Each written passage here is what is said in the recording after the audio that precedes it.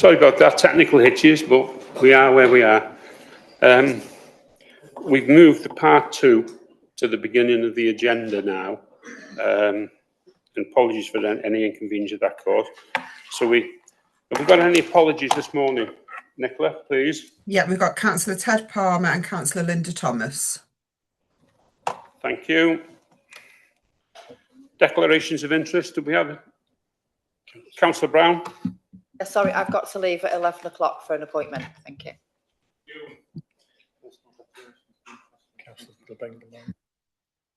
Councillor Banks? Yeah, just to declare that I'm on the board of North East Wales Homes. Chair,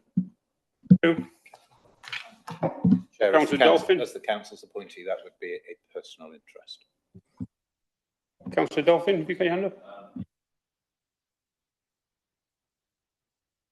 Thank you. And declare an interest for items 31 and 32 as a director of NEWIV.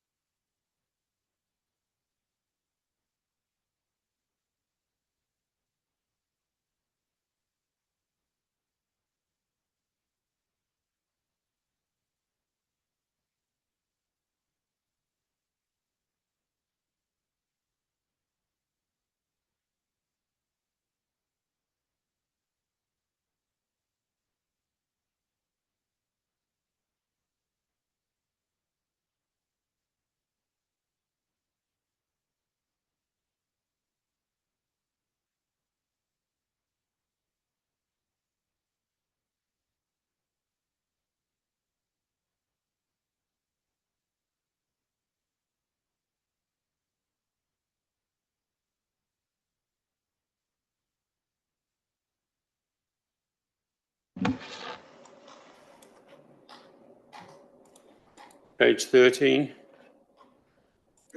page 14, page 15, page 16, page 17, page 18,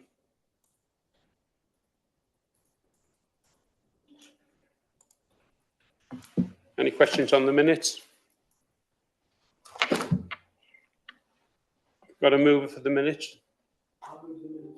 I'll move the minutes for the 23rd of February.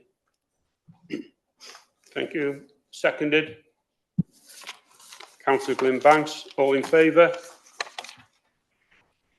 That's carried. Thank you. Okay, then we get to agenda item 7.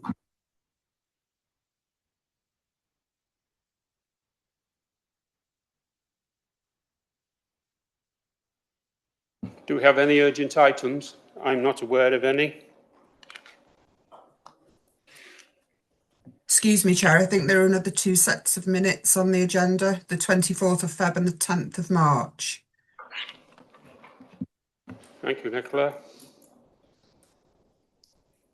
Right, 24th of March,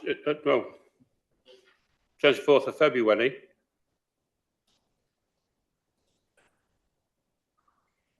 Page 21. Page 22. Page 23. Any questions to the minutes? Thank you, Councillor Richard Jones. Seconded by Councillor Glyn Banks. All in favour? That's carried. Thank you.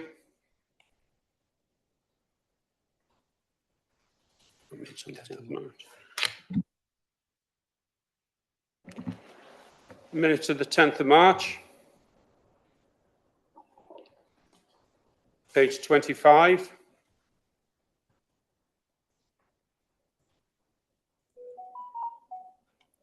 Page 26. Thank you, Councillor Jones. Seconded by Councillor Banks. All in favour? That's carried. Thank you. We need now to move to...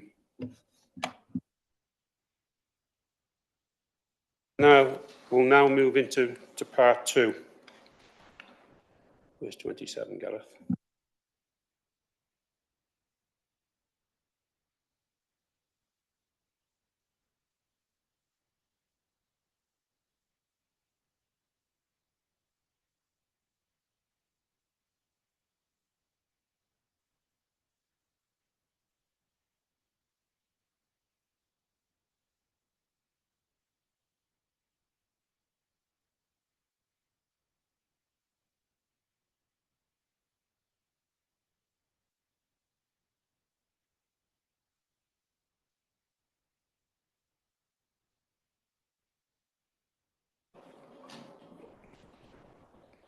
Chair, can I move that we move into part 2 and consider the exclusion of press and public, please? Yes, please, Gareth. Seconded by Councillor Brown. All in favour? That's carried. Thank you.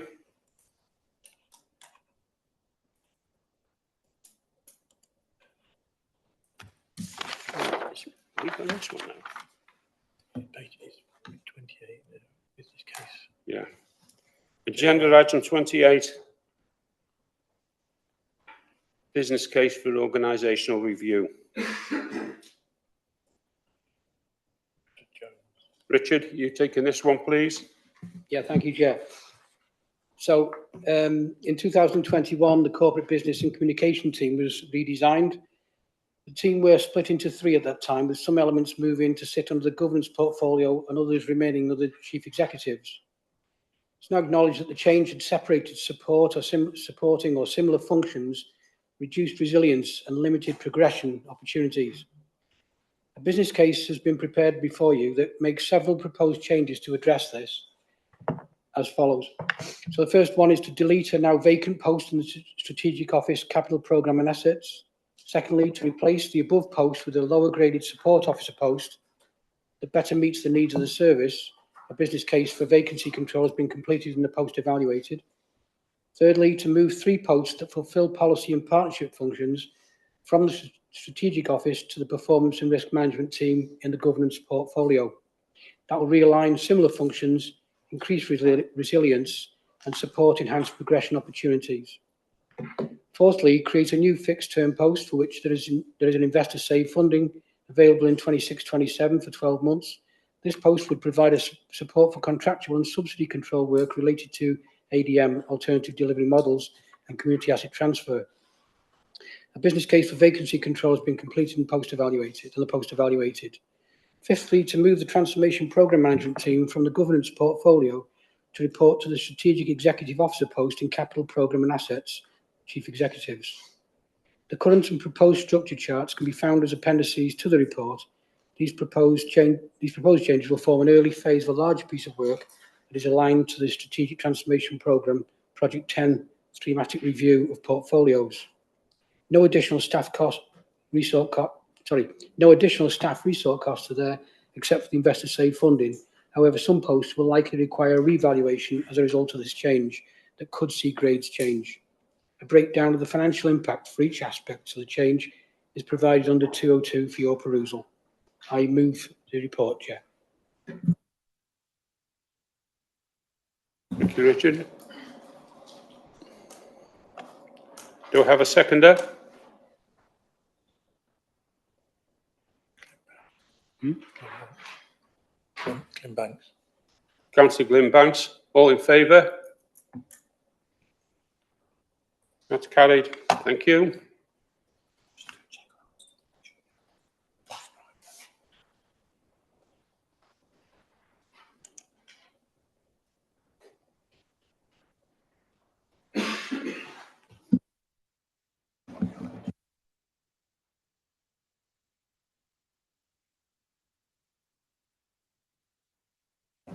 Agenda item 29. Councillor Eastwood, are you taking this one? No, sorry. Richard, you're taking this one. Chair, can I just also point out we're in part 2 and there's screens with no cameras on them.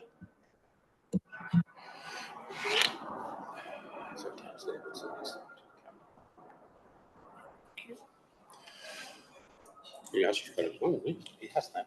Yes. Okay. Thank you, Chair. Okay, thank you, Councillor Jones.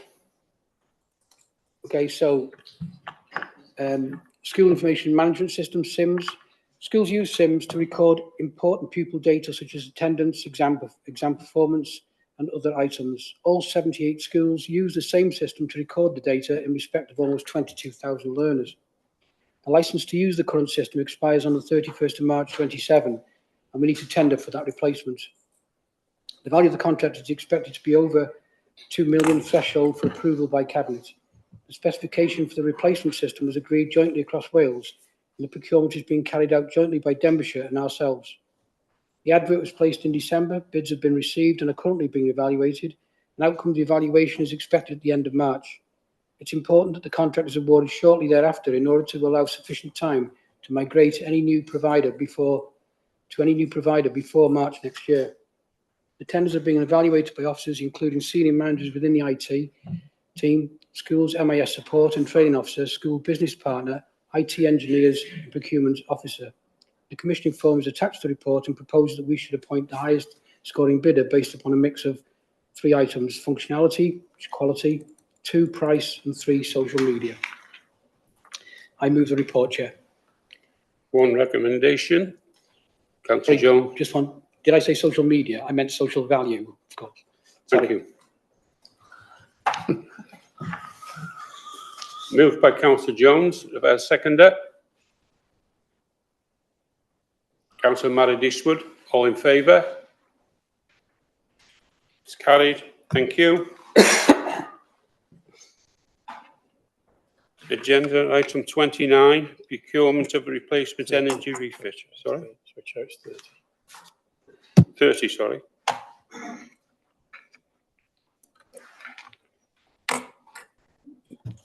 Now with business plan. No, sorry, Chair. No. It's agenda item 30, the procurement and replacement of energy retrofit. What have we got here? Wrong agenda.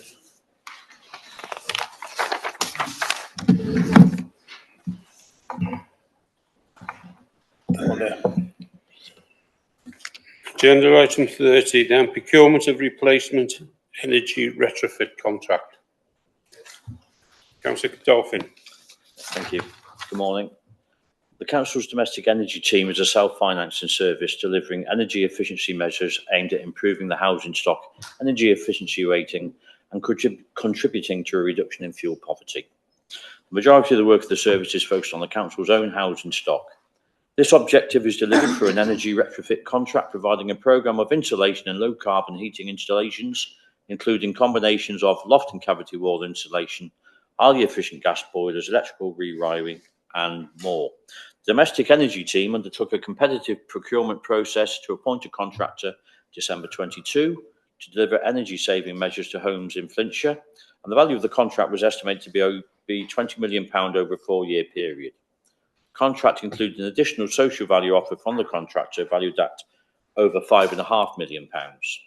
The current contractor helped with the delivery of EcoFlex, which was a government initiative that expanded eligibility for the Energy Company Obligation Scheme, allowing low-income households, particularly those who are vulnerable to living in cold homes, to access funding for energy efficiency improvements like insulation and heating upgrades. So particularly important at this time.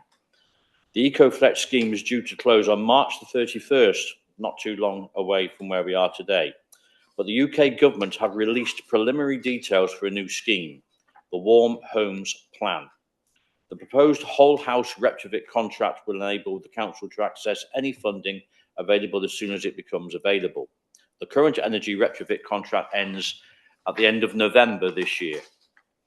The proposal is to award a single contract covering the supply of goods, services and customer support to deliver energy-saving measures in the Flintshire area.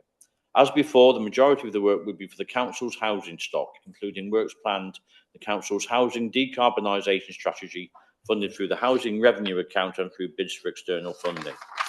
The proposed contract will have an estimated value of £28 million to allow for a continuation of the previous programmed works, which feature the installation of replacement gas condensing boilers, air source heat pumps, solar photovoltaics and loft insulation predominantly across the council's housing stock.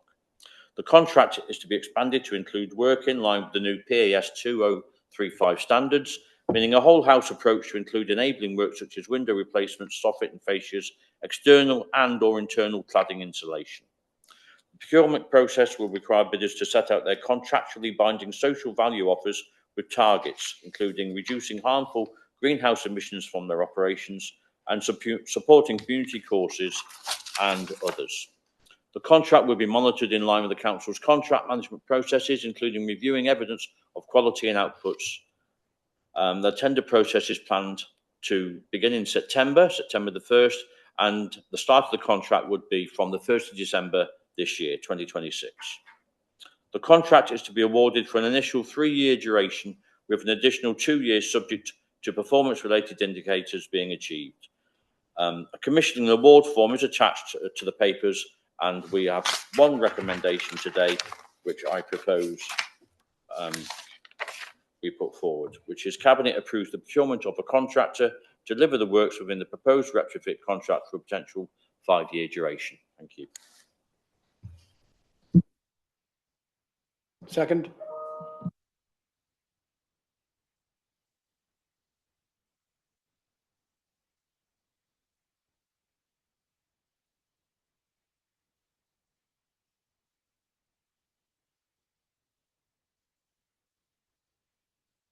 Agenda item 31, now with business plan. Councillor Johnson.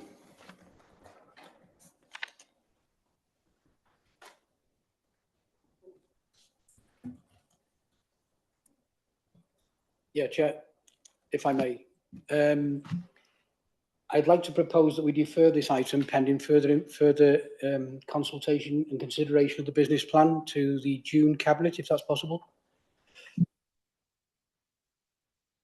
Okay, thank you, Councillor. Do we have a seconder? Councillor Helen Brown. All in favour? That's carried. Will be deferred. Agenda item 32.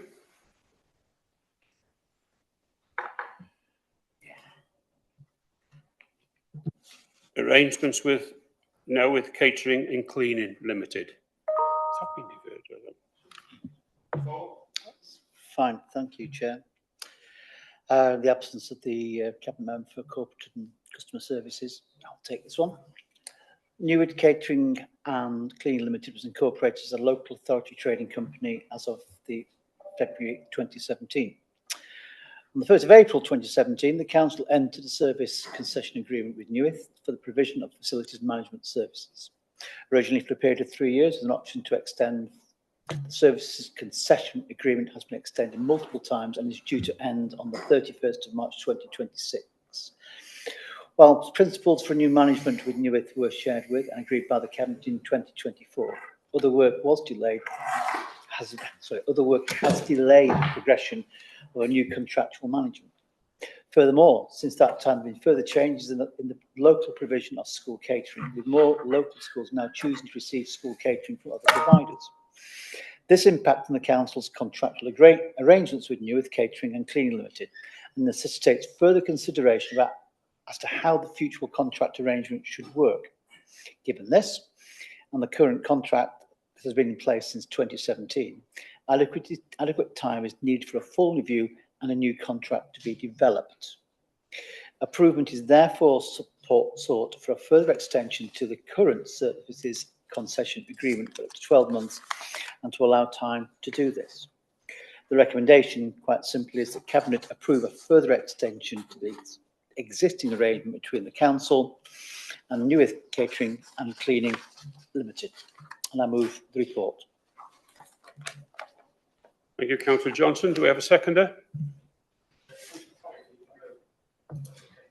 Paul.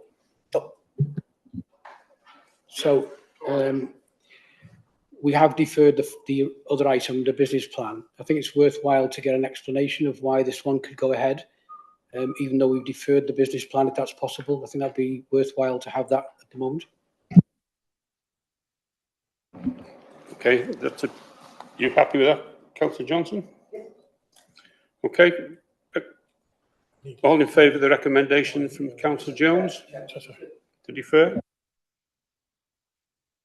Councillor Jones did go and raise a question that I think should be answered.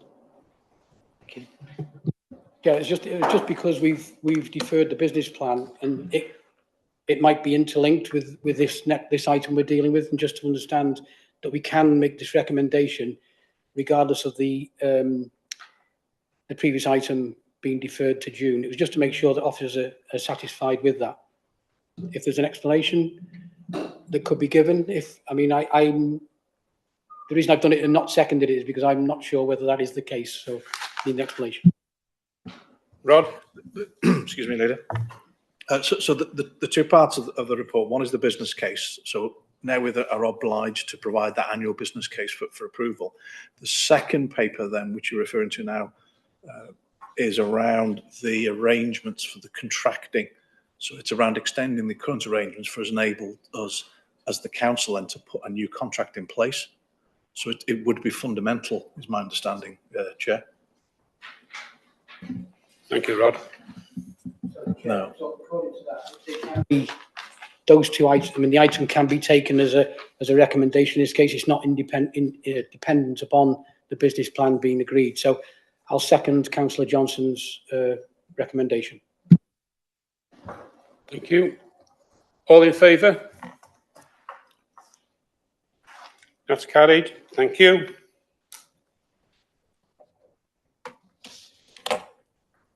Agenda item 33, North East Wales New Homes Business Plan. Councillor Brown.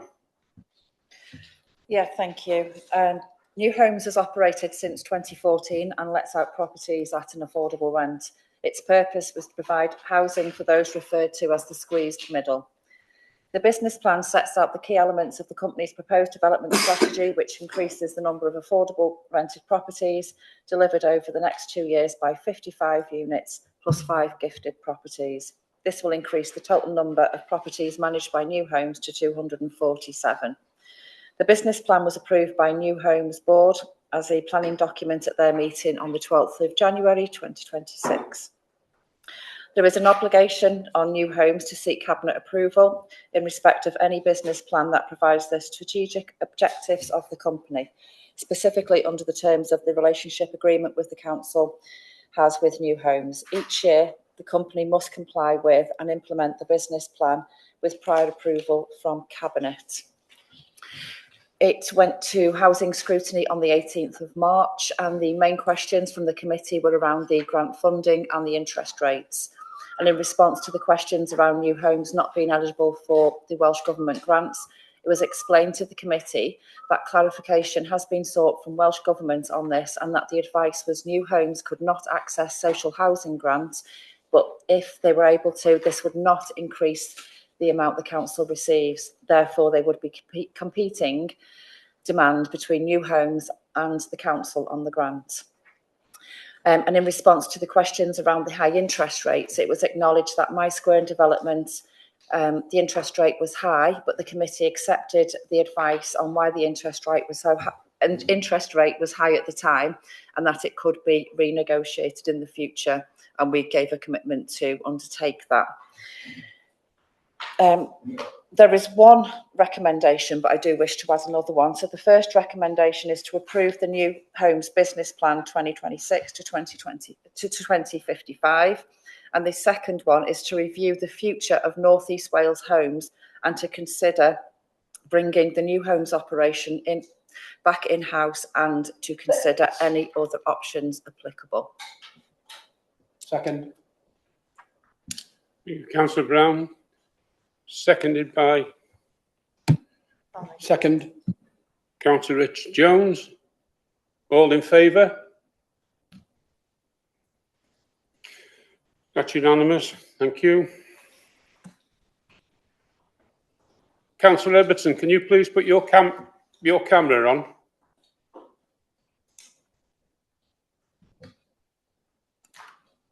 Thank you. Agenda item 34, strategic funding review. Third sector organisation. Councillor Paul Johnson. Thank you, Chair. Strategic funding review, March 2026. Strategic funding effectively operates as a grant scheme for third sector organisations. The current budget for strategic funding, 25-26, is £459,945. This has been in place for many years as a grant scheme, with no mechanism to review or change how the funding is allocated. Some organisations receive funding every year since 2009, and annual funding to individual organisations ranges from around 6,000k to around 204,000k. However, the majority, 11, are under 25k. Of the remaining 4, there are 3 under 70k, and the fourth receives approximately 204k per annum from the council. Appendix 1 quite clearly contains more information on the current beneficiaries. A number of reviews have taken place over the years, but we're at the position now where an internal audit has identified concerns around the processes and procedures and has recommended improvements in controls. Following report to Cabinet in 2024, a further review was approved to look at setting clear grant criteria and to address the concerns identified. The report that went to CROSC last week provided an update on the 2024 review and presented information on options for how the scheme could be structured from the 1st of April 2027. Now, I think it's important to say that scrutiny, I always will maintain that scrutiny has a very important part to play in all of this, and there's a very robust and positive discussion within scrutiny. Now, I know the chair is here this morning. I think the conduct of that, working through those and discussing that, the options here, was very, very thorough. During debate, and the excellent chairmanship of Councillor Crease, during the debate, the following comments were raised: that concern was expressed about the impact of the limit of 30k, 75k in exceptional cases on certain organisations, particularly Citizens Advice. That by moving some organisations' funding outside the scheme, there's potentially loss of oversight or governance. There was concern about adopting option 2 as was proposed in the report, because the committee recognised while there was a direction of travel, but felt it needs more work. So following a commitment from the Strategic Executive Officer, the committee resolved the following: that Corporate Resources and Review Committee provide feedback to Cabinet, etc. That's in there. Now, following that discussion and that debate, the recommendations I would like to amend. So rather than having the 2 that we have at the time, as on the order paper, it quite simply reads: Cabinet endorses further development work around the options set out within the report, with an update on this to be provided to Cabinet in July 2026. Going back to the report, there was a recommendation for option 2, but again, this is what the important scrutiny is all about, and it was felt, let's go and look at the options and consider how those go and work. And maybe that's going through this, there are other thoughts that arise, particularly following that discussion. So I would like to move that the recommendation, I'll repeat it again, because you have to have it in front of you now how difficult it is, that Cabinet endorses future development work around the options set out within the report, with an update on this to be provided to Cabinet in July 2026. And I move the report with the amended recommendation. Thank you, Chair. Do I have a seconder for the amended recommendation? Councillor Richard Jones. Yes, Chair. I think the important part here is the comment in 101. We don't have a mechanism to change how the funding is allocated, and that's necessary. And there's no criteria at the moment in place to assess allocation of funds and grants that have continued on a long-term basis. So I think it's necessary that we do the review, but I also think that the points that were made in corporate resources in relation to hamstringing perhaps one or more of the organisations that benefit from it is also something that needs consideration, which is why I think the hybrid version is probably something we need to consider. So I'm happy to second the report. Thank you, Councillor Jones. We've heard the 2 recommendations being proposed by Councillor Johnson, seconded by Councillor Richard Jones. All in favour? That's unanimous. Thank you.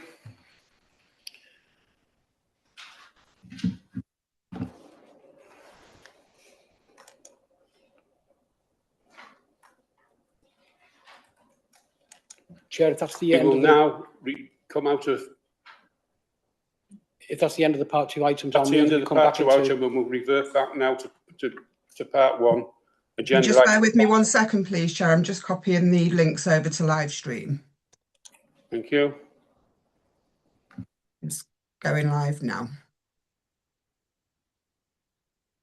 And leader, whilst Nick does that, just to confirm, that whilst we have been in closed session, because we started the meeting, went into closed session, now going back into open session, a message was displayed to say to anybody who might have clicked onto the link that we were in closed session and that the meeting would start.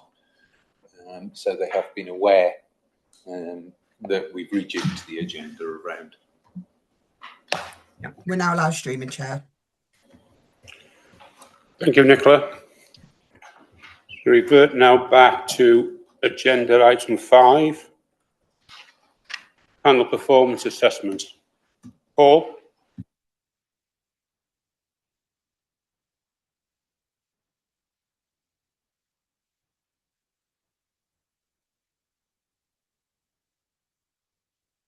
I am there, don't worry. Okay, again, taking this in the absence of Councillor Thomas. Panel performance review, Cabinet's meeting. The Local Government and Elections Act, Wales 2021, sets out a duty on councils to conduct a panel performance assessment once within an electoral cycle. This duty came into force in May 2022. The panel looked specifically at the extent to which the council exercises its functions effectively, is using its resources economically, efficiently and effectively, and has robust governance arrangements in place for securing the above. Cabinet received the report on the PPA at its meeting on 15th of January 2026. The panel performance assessments is not an audit or inspection. It will not seek to duplicate any work undertaken, but should provide a complementary external perspective. It's about supporting councils to understand how they can improve the extent to which they are meeting the performance requirements. The panel assessment should provide different perspectives, so independent and objective and external challenge, and an opportunity to test thinking with impartial expert peers. I think we all found that was very much the case. So the panel performance assessment Flintshire was undertaken between the 25th and 28th of November. Council have now received the final report detailing the panel's recommendations for Flintshire, and there's a copy on the appendix. The PPA report made 6 recommendations, which I'll now summarise. So recommendation 1 was that the council should undertake a comprehensive review of the scrutiny proposals to include the management and coordination of scrutiny programme, the training and development of chairs and scrutiny members, and the reinforcement of the proper purpose and function of scrutiny. The second recommendation was that the council needs a fully scoped and resourced and targeted transformation plan with clear accountabilities and a corporately agreed work programme. This should include a focus on commercialism, prevention and the digital strategy with alignment to medium-term financial planning. This is essential for the council to achieve financial sustainability in the medium term and needs to be completed as a matter of urgency. Both the transformation programme and the WLGA leadership work referred to in recommendation 3 require a clearly defined action plan supported by appropriate resourcing and robust governance arrangements. Clear ownership and accountability should be established at a senior officer level. While a political lead for transformation is in place, the need for additional senior management capacity has been identified, and both programmes are currently assigned to the head of governance, who already has significant responsibilities. To ensure effective delivery, a dedicated senior management lead should be appointed. Recommendation 3. The council should progress and accelerate the work by WLGA on roles, relationships and behaviours. This will require an agreed plan of work to deliver the recommendations made by WLGA. The panel is aware that a working group has been set up to take this task forward. Cabinet will need to rapidly implement, monitor and revisit progress on this essential work. Recommendation 4. The council should build on the achievements and positive relationships with its regional local authority partners, in addition to continuing the excellent work on regional economic development. Attention should now focus on a collective approach to the issues relating to health and social care and the relationship with Betsy Cadwallader University Health Board. Recommendation 5. The council should look to strengthen strategic management capacity by revisiting the senior management structure that has been in place for over a decade. Recommendation 6. The council should consider in detail the position on school funding and deficits. This must ensure sustainable funding for this core statutory service. The acceleration and delivery of the school modernisation programme will ensure the school is economic, efficient and focused on improving standards and educational achievement. The Local Government of Wales 2021 Act notes that as soon as reasonably practical, after making the report, the panel must send to the Council, the Auditor General for Wales, Her Majesty Chief Inspector for Education and Training in Wales, and Welsh ministers. As soon as reasonably practical, after receiving the report, from the panel, the Council must make the report available to the Council's Governance and Audit Committee, according to the report, and in accordance with that, this is why it has been brought to Cabinet this morning. So the recommendations quite simply are to agree how the PPA report will be shared with members, and to agree to include all the actions to address all of the recommendations within the action plan using the template, which will be used as a basis for regular reporting of progress. So having said that, I move the report. Could I add just another recommendation on that, that we thank the panel for all the work that they've done in producing this report? Yes, certainly, I will move that, Chair. Any questions at all on the report? Councillor Richard Jones.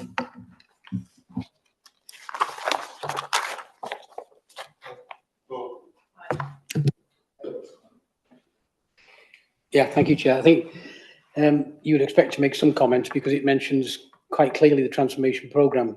But I think it's also worth mentioning the panel concluded that the Council is currently meeting its statutory performance requirements, so there's some positives in this. It's exercising its functions effectively, using its resources economically, efficiently and effectively, and has effective governance in place for securing the above. So it's pointing us in the right direction, but it's also worth making that kind of context for that. So although the Council is currently meeting its performance requirements, it faces critical risks regarding financial resilience, a transformation programme that requires urgent traction and impetus, and a strained political culture which is disproportionately absorbing significant member and officer time. I think that's another point that has been mentioned within the report quite clearly. We have addressed ahead of time some of the, not as a result of the PPA, because we recognise that the transformation programme was in need of additional resource, and we reflected that in the future budget. So I think it's worth just having a quick look at the summary of the recommendations that were on page 41 of the report, and it's identified 4 major areas. So scrutiny is one area that needs attention. The strategic transformation programme, as I've already said, is one other that needs some tender loving care. And social and health, clearly, Craig, I think, would agree with that, and schools, and I'm sure Claire would agree with that too. So, you know, those things need to be taken seriously. We need to reflect on all those items that have been within that report, and we'll certainly be doing that and forming an action plan. And I'm happy to second the report, Chair. Thank you. All in favour? That's carried. Thank you.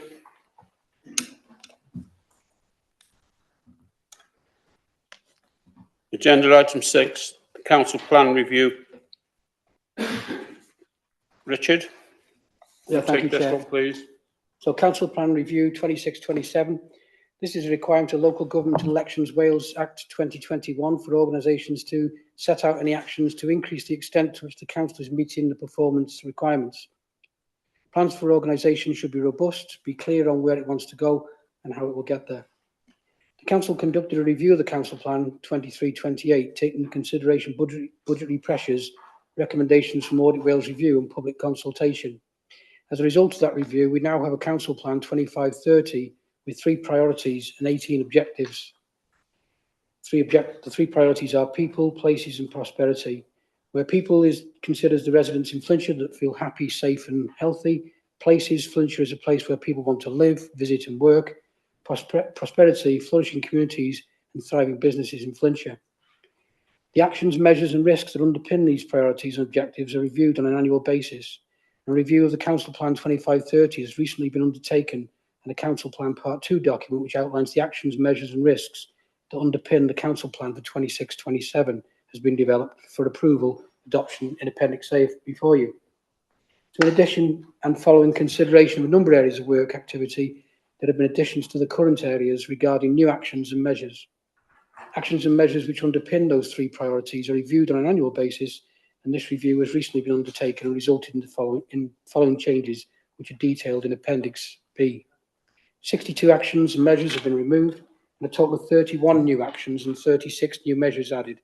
I note the report and move the report for you, Chair. Thank you. Thank you, Councillor Jones. We've got a seconder. Councillor Paul Johnson. All in favour? That's carried. Thank you.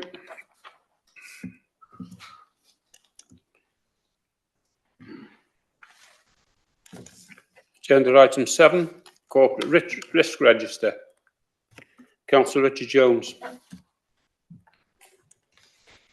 Busy today, aren't I?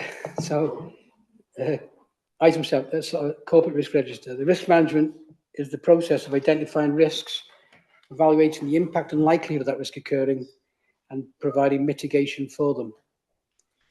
The Council needs to consider a wide range of risks and opportunities at all levels across the Council, and these are recorded in the form of a risk register.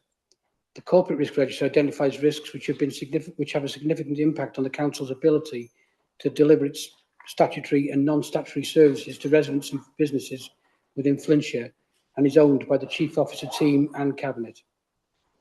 There are currently 13 risks on the corporate risk register. There have been no new risks added since the last quarter. The last quarterly corporate risk register report was provided to COT. However, the following 2 risks have been de-escalated from the corporate risk register and are being monitored at a portfolio level. RCF 08, the fraud and prevention, and RCF 09, housing HRA capital investment. Of the 13 remaining risks on the corporate register, the risk score of 4 risks have been improved. The score for 8 risks has remained the same, and the score for 1 risk has deteriorated. A summary of those risks can be found on page 106 and 107 of the report before you. I'm not going to go through the whole report. It's there in front of you for you to see, but it's encouraging to note that there has been a movement downwards in some areas as the mitigation put in place starts to have a positive impact on reducing the overall risk profile. Work will continue in this vein, although it must be remembered that some of the current risks will prove challenging to substantially mitigate and will therefore sit as corporate risks for a long period of time. And I move the report, Chair. Thank you, Councillor Jones. Report's been moved. Do we have a seconder? Councillor Johnson. All in favour? That's carried. Thank you.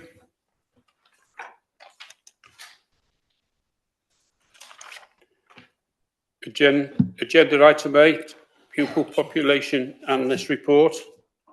Married? Diolch Arweinydd. This report aims to update Cabinet on the impact of demography and housing developments in Flintshire on the supply and demand for mainstream school places. Local authorities in Wales must, as far as their powers allow, help promote the spiritual, moral, mental and physical development of the community.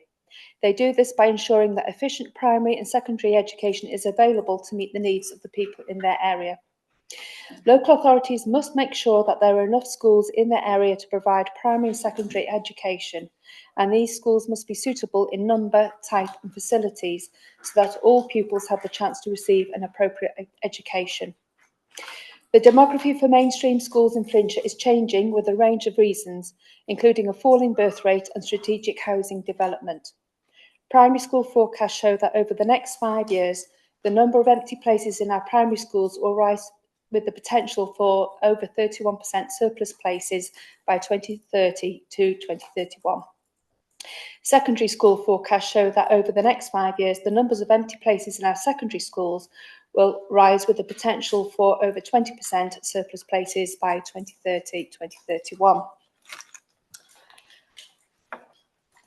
The table in 105 indicates the fall in birth rate within Flintshire, and there has been an increase of surplus places in our primary schools. And this is of concern. Estin have stated that too many empty places in schools waste resources and should be cut to save money and improve standards by redirecting that funding to frontline delivery for pupils.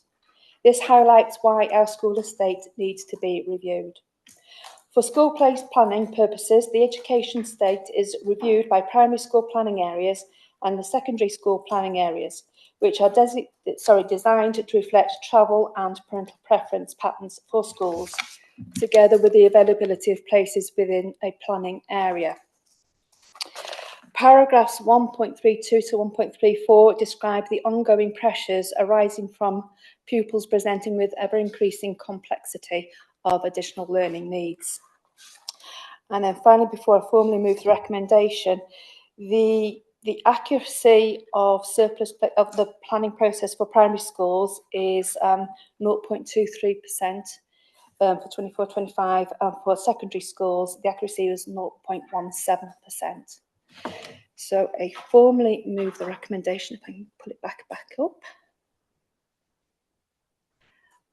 that Cabinet acknowledges the implications of the pupil trend data contained within the report and the risks it presents to the delivery of future education services, and 2, that Cabinet to request a detailed overview of the education estate from the education portfolio to inform future strategic planning. Yeah. Thank you. Second the report. Councillor Richard Jones seconded. All in favour? That's carried. Thank you.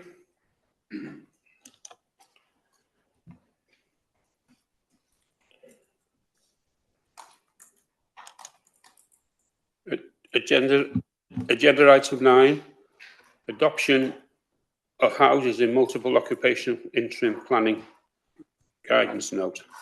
Councillor Richard Jones. Yeah, thank you, Chair.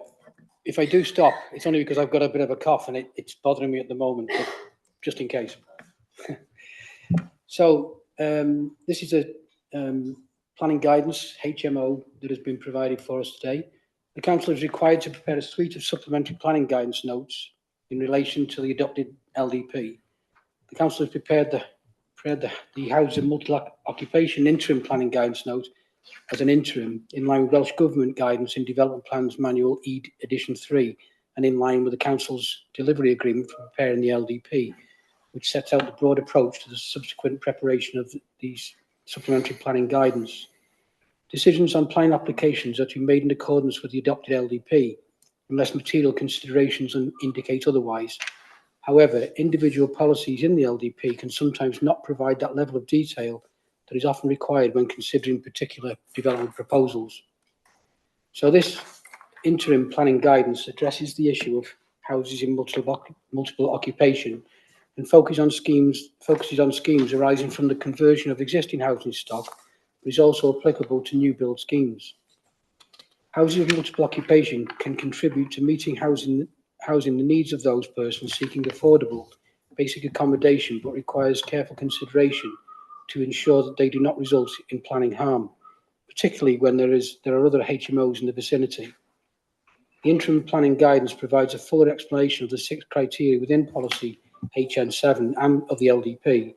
The further detail in planning guidance will assist in determining planning applications and appeals for houses of multiple occupation development. The guidance note has been presented in interim form as mapped evidence of the location of all HMOs is not presently available, and therefore it is not possible to adopt a percentage threshold approach in terms of the numbers of HMOs in a specified geographical area. Once that mapped evidence of HMOs is available from the recent approved licensing scheme for small HMOs, and that has been analysed, it will be possible then to determine whether concentrations of HMOs can be identified which warrant a revised approach. If this is the case, further amendments to the interim planning guidance note will be progressed and adopted as SPG. Sorry, I move the report.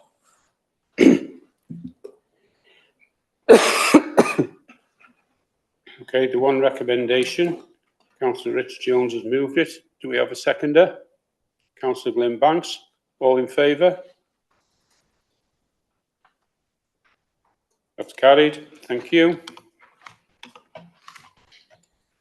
Agenda item 10, adoption of space around dwellings and supplementary planning guidance notes. Councillor Richard Jones, you again. Yeah, thank you, Chair. So this SPG addresses the issue of space around dwellings and provides key guidance on the separation distances, private amenity space and parking configuration in new residential development to maximise the efficient use of land, whilst ensuring that the living standards of the existing residents and the occupiers of new development are safeguarded. The further detail and guidance in the SPG will assist in determining planning applications and appeals for new residential development. This guidance is not meant to be over-prescriptive and should foster innovative design. In July 2016, a report came to PSG, Planning Strategy Group, regarding a case where the Ombudsman ruled that where a planning judgment can be made to allow a reduced standard without causing unacceptable harm to residential amenity, it should be considered. Costs were awarded against the local planning authority in that particular instance, and the appeal was successful. There was some discussion at Environment and Economy Scrutiny that suggested interim planning,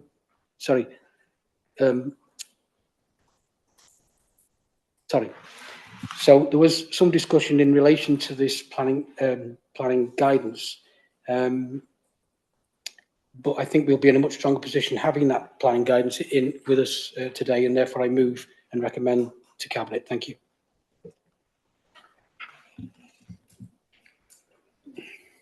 Thank you, Councillor Jones. Have I got a seconder? Councillor Glyn Banks. All in favour? That's carried. Thank you.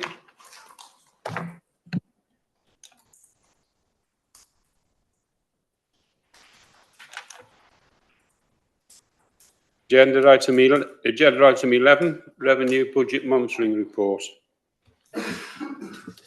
Councillor Johnson. Thank you, Chair. This report shows the challenges we face, but it also shows progress. The report provides the full details, but will also provide an introduction, but I'll also provide here an introduction to the report and some of the context. So at month 10, the Council Fund is forecasting an operating deficit of 2.776 million. That is 1.754 million better than last month. If the remaining 2.704 million budget risk reserves applied, the gap falls to 0.072 million. The projected contingency balance, reserve balance at the end of March is 4.472 million. So the position has improved, and that improvement matters because that's come from the hard work across the council of careful control and making difficult decisions. It also matters that we look at what's about reserves and are honest about the reserves. Let's not forget that reserves are there to help the council manage risk and get through difficult periods. The reserves we have are important, but are not a long-term answer on their own. They help manage the pressure, but they do not remove the pressure, which means none of the challenge really has been lifted over the past year. Our biggest pressure remains social services, where the forecast overspend is 5.925 million. Within that, out-of-county placements account for 1.865 million. Those remain the hardest figures in the report, but they are not abstract figures. They're figures about older people who need care. They're figures about vulnerable adults who need support or families under strain. When we're looking at this report, that is why these pressures matter so much. But the detail matters as well. Since month 9, social services has improved by 1.119 million. In older people's services, the movement is 0.646 million. Children's services has improved by 0.705 million, helped by grants, agency savings and low placement costs in some areas. But let's keep looking at the positives. Central and corporate finance is forecast to be 3.228 million under budget. Street scene is 0.874 million under budget, and education and non-youth schools is 4.01 million under budget. Governance is 0.216 million under budget. In respect to the housing revenue account, it's now forecast to be 0.069 million below budget, with a closing balance of 3.418 million. It still matters. It shows that there's careful management happening there as well as in other parts of the council.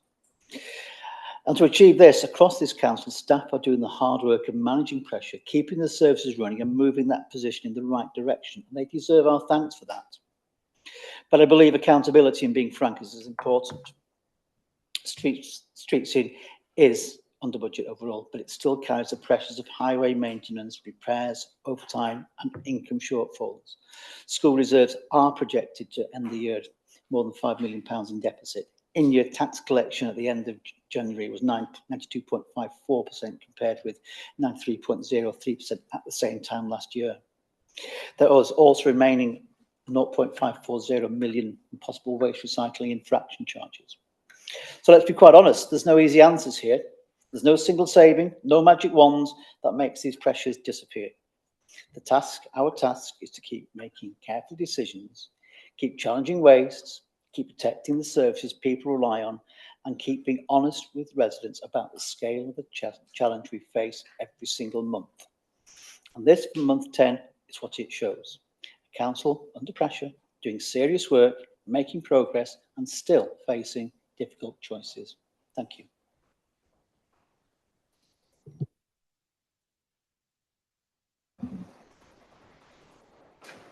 Councillor Johnson. I do apologise. On the recommendations, that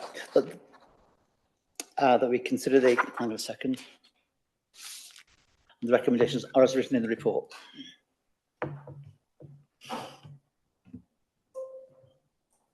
Okay, proposed by Councillor Johnson, seconded by Councillor Richard Jones. All in favour? It's carried. Thank you. Agenda item 12, childcare and early years capital programme. Councillor Eastwood. Paul. Diolch o'r Gweinydd. The capital programme is a Welsh Government funded capital programme and has been operational for several years. The large capital programme 2019 to 21 was completed in March 2024, which overlapped with the large capital programme 2022 to 2025. During the large capital programme 2019 to 2021, Flintshire constructed 11 new facilities across the county and one additional facility during the large capital programme 2022 to 2025, which is currently under construction. The 3 sites that have been identified through the childcare sufficiency assessments and Welsh Government funding criteria for the large capital programme 2025 to 2028 are Ysgol Caernarfon, Ysgol Maes Glas and Sealand Youth Centre. The project's feasibility stage has been completed and the early years childcare and capital team are ready to move to the procurement, design and construction stages subject to Welsh Government funding. This matter did go to scrutiny yesterday and I would invite Craig to give further detail if you would, please. Diolch. Craig. Yeah, just to confirm, there's clear criteria. It's a programme that's running and that we've got everything in place. The business justification approach that Councillor Eastwood referred to really looks at and ensures that these provisions will be viable and that once the capital build is done, the revenue will be in place to maintain and sustain the provisions. So we're seeking endorsement that we can proceed to submit this capital grant application to Welsh Government. Thank you, Craig. One recommendation. The Councillor Eastwood is. Sorry, did Councillor Dolphin wish to raise a question? No, I didn't have a question, but I just wanted to say that this work is really so important. You see young children going to local schools such as Ysgol Maes Glas and Ysgol Bro Carmel, where I live, and you feel these small children can't possibly be going there. They don't look like they should be going off on their own. It's absolutely fantastic for them. They envelop what's available. It's brilliant that this council is proceeding forwards with more, and it's particularly welcoming Ysgol Maes Glas. I know the county council there is going to be really pleased. Thank you. Thank you, Councillor Dolphin. Councillor Eastwood. I formally remove the recommendation that Cabinet approve Ysgol Maes Glas, Ysgol Caernarfon and Sealand Youth Centre to proceed to the procurement, design and construction stages of project development. The developments are subject to Welsh Government approval of the capital grant.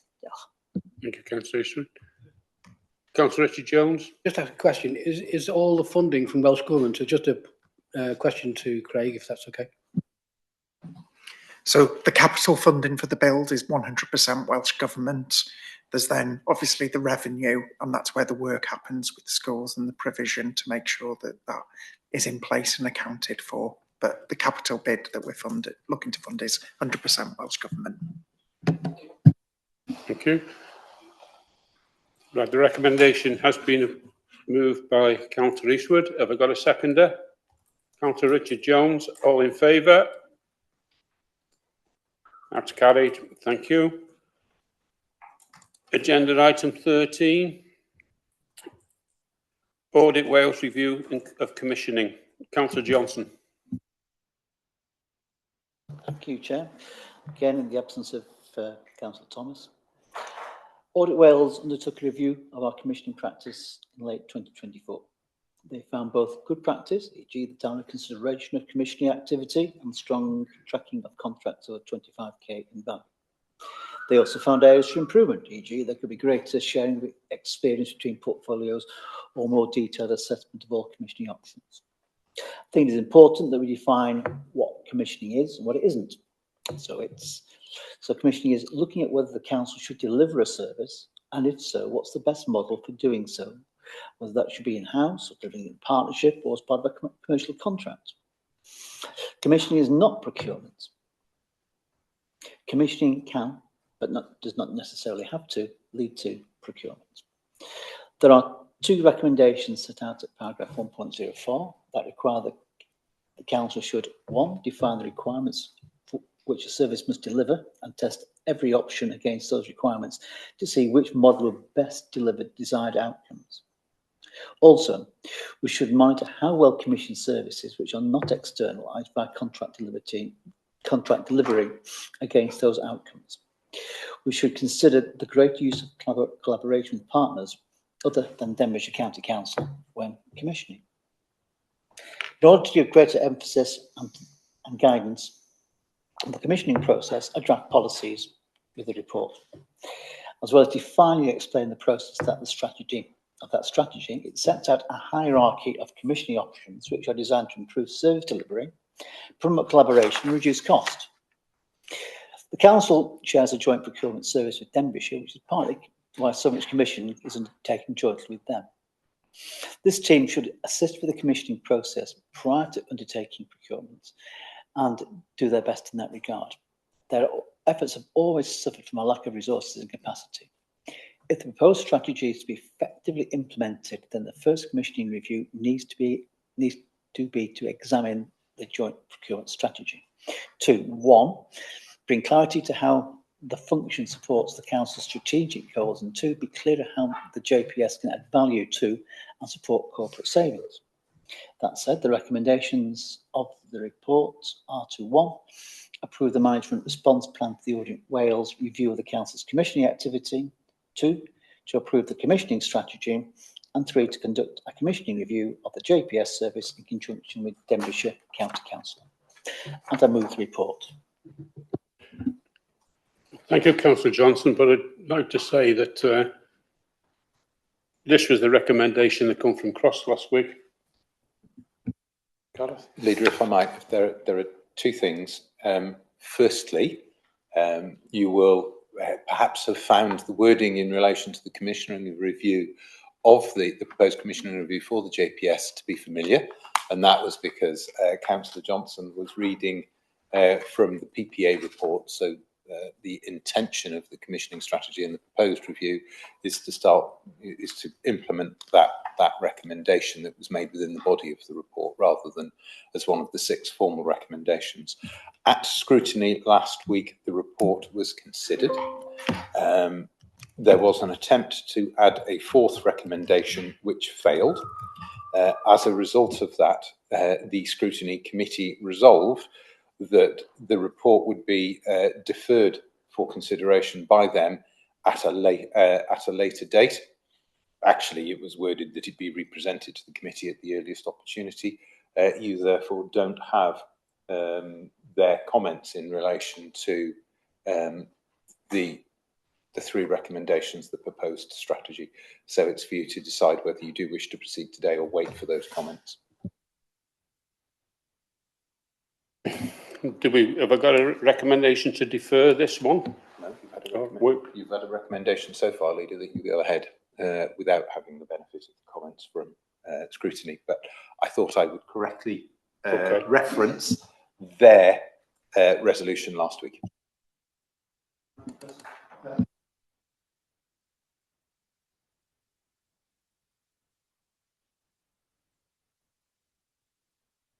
Basically, because in, say, an early report, I emphasised the importance of scrutiny and having their views done. And I think taking forward this report, it is important to do the same.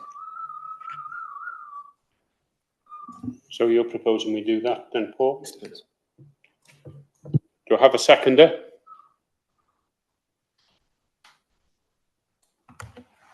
No? Go, Councillor Eastwood. All in favour?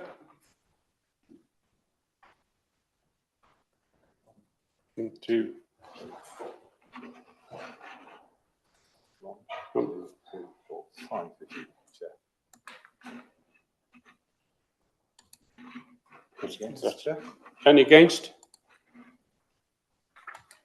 1, Chair. 1 against. Okay, that's carried. Thank you. Sorry, Leader, can I just confirm, is that deferred? Councillor Johnson's microphone wasn't on at the start. Yes. Yes, that's to be deferred. Thank you. Agenda item 14, Youth Services Self-Evaluation Report. Councillor Madrid Eastwood.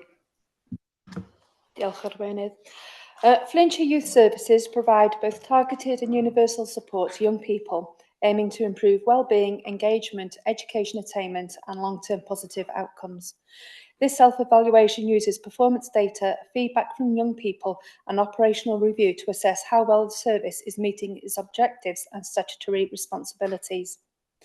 The process has actively involved all staff, with each service identifying strengths alongside honest reflection on areas for development, referred to as emerging practice. Rather than capturing every example of good practice, the evaluation highlights selected strengths to provide a clear and focused picture of performance. This is the service's first standalone self-evaluation document, having previously been included only within the wider portfolio evaluation. Producing a standalone document allows for a dedicated action plan, supporting the development of emerging practice into strong practice and ensures alignment with the Eston Youth Service Inspection Framework. Since 2024, youth services are inspected separately within the inspection of local government education services. The service continues to operate within a reduced budget, with priority given to maintaining and strengthening the workforce. This has required more creative ways of working and a cultural shift within the team. The focus has been on consolidation, agreeing shared ways of working, strengthening leadership, maintaining a qualified and experienced workforce, ensuring safeguarding arrangements are robust, and providing clarity around roles, planning and funding.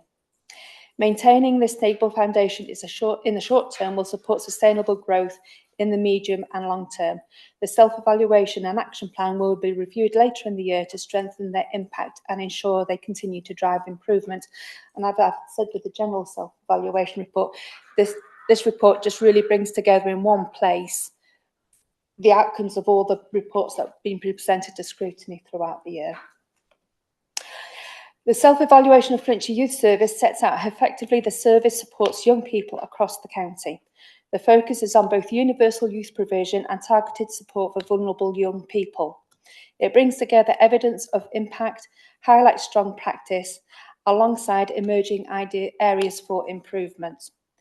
I commend the team for the work that they've done, and I'm very happy to, so it's not been to scrutiny yet, so subject to any comments from scrutiny, I move the recommendations to endorse a self-evaluation narrative and the process undertaken to achieve a whole service approach which aligns with the pillars of youth work and the Eston framework, to endorse the identified priority actions, including venue stability, workforce development, digital delivery, data quality and performance monitoring, 3, to support the intention to apply for the Quality Mark Silver Award, and congratulations on the Bronze Award. And 4, to recognise the significant amounts of good practice contained within the document and the services assessment of their emerging practice as areas for future development. Claire? Yeah, sorry, Leader. Now and again, we have a timing issue where the education scrutiny is after the Cabinet, and that's happened on this occasion, which is why we've not yet got the comments from the Scrutiny Committee. It will go on Thursday. Thank you, Claire.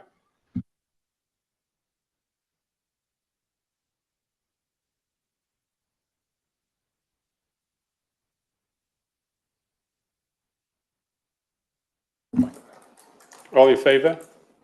That's carried. Thank you.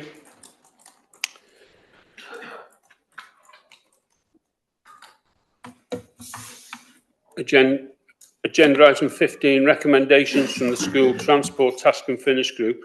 Claire, you taking this one? No, Chair, it's going to be Steve Goodrum in the absence of Kerry Shotton, because Kerry's been the Okay, thank facilitator you. but is unwell today. So, Steve?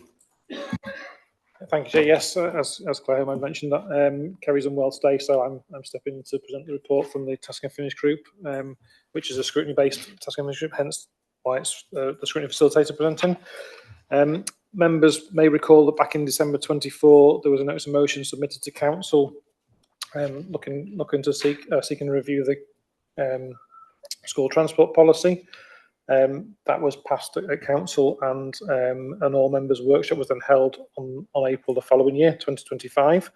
From that, there was a suggestion to form a Task and Finish Group, which was therefore done, and that was made of members from the Environment and Economy Overview and Scrutiny Committee and the Youth and Education, Youth and Culture Overview and Scrutiny Committee. And they first met in September 2025 and have met on monthly or thereabouts every since then to work on this.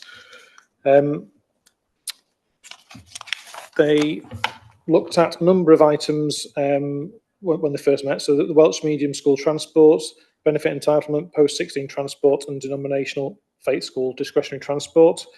They also looked at vacant spare seats and transport to the nearest appropriate school, but then went slightly further and in paragraph 105, they went further and looked at the analysis of school transport policies across the local authorities in Wales, learning numbers and costs of discretionary transport, learner travel operational guidance, and public service vehicle accessibility regulations. They made they've come forward with a number of recommendations, including Appendix 1. I won't read them on road, but just summarise them. So, for the first one, for the Welsh Medium School Transport, the current policy, that there was no proposals to change anything from the working group. There was some suggestions to look at the benefit entitlement and exceptional hardship clause, feeling that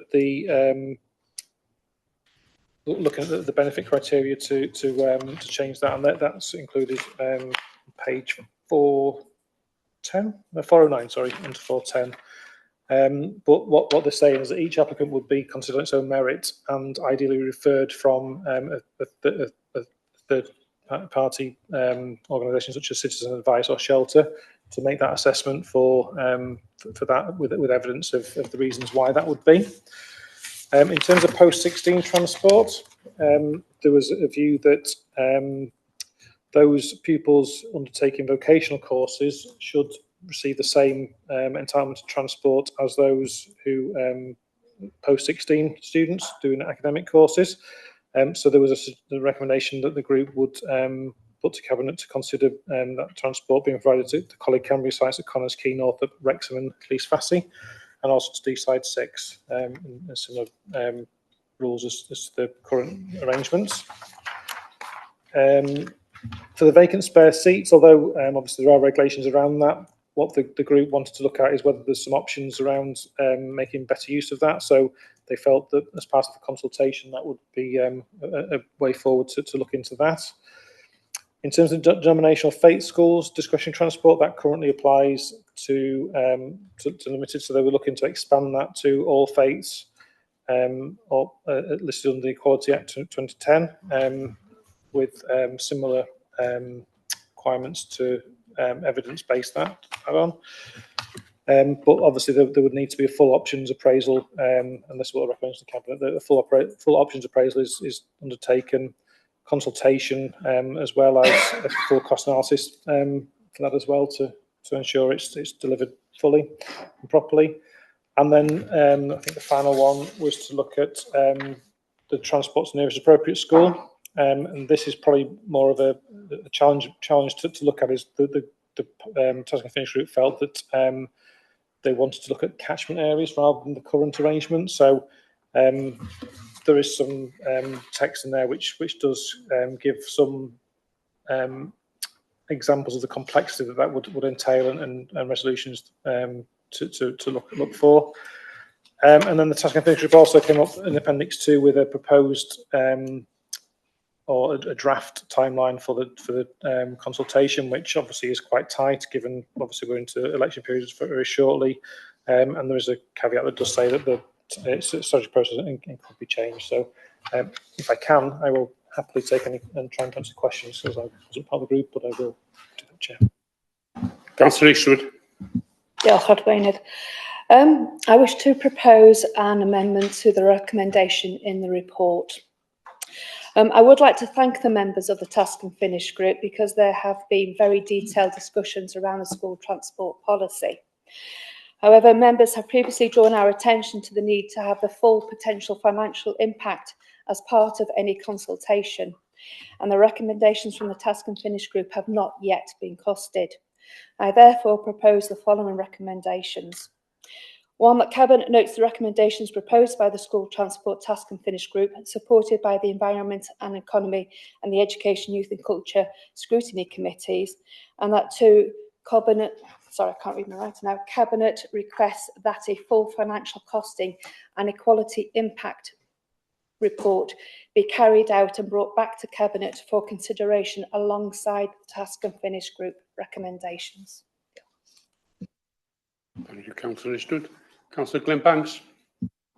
Thank you very much, Chair. Yeah, I'd like to second that from Councillor Eastwood. Could I just say it's such a shame that Kerry can't be here today, because she's put a massive amount of work into this, and it's really much appreciated. And as Councillor Eastwood said, the Chair and the group themselves have put a massive amount of work into this as well. Could say now the work starts, because we do need this options appraisal and for us to make a good reasoned sort of recommendations from it. But thank you, Chair. Happy to second. Thank you. Councillor Paul Johnson.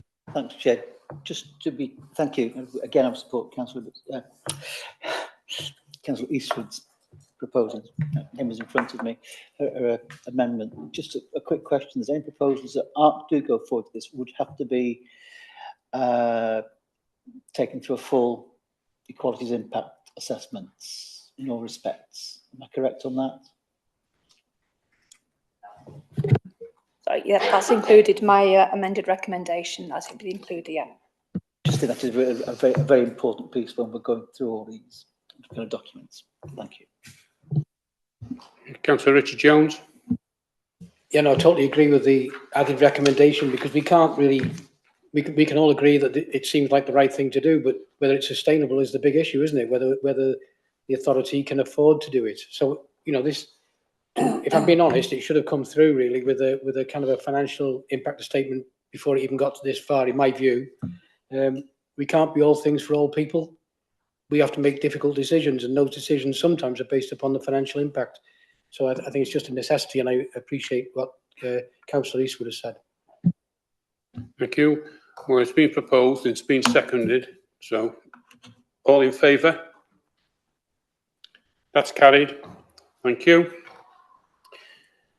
Agenda item 16, the schools admission arrangements for 27-28.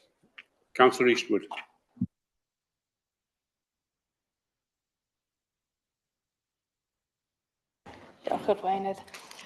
This report is to advise on the outcome of the statutory consultation exercise relating to the admission arrangements for 2027-28 and to recommend approval.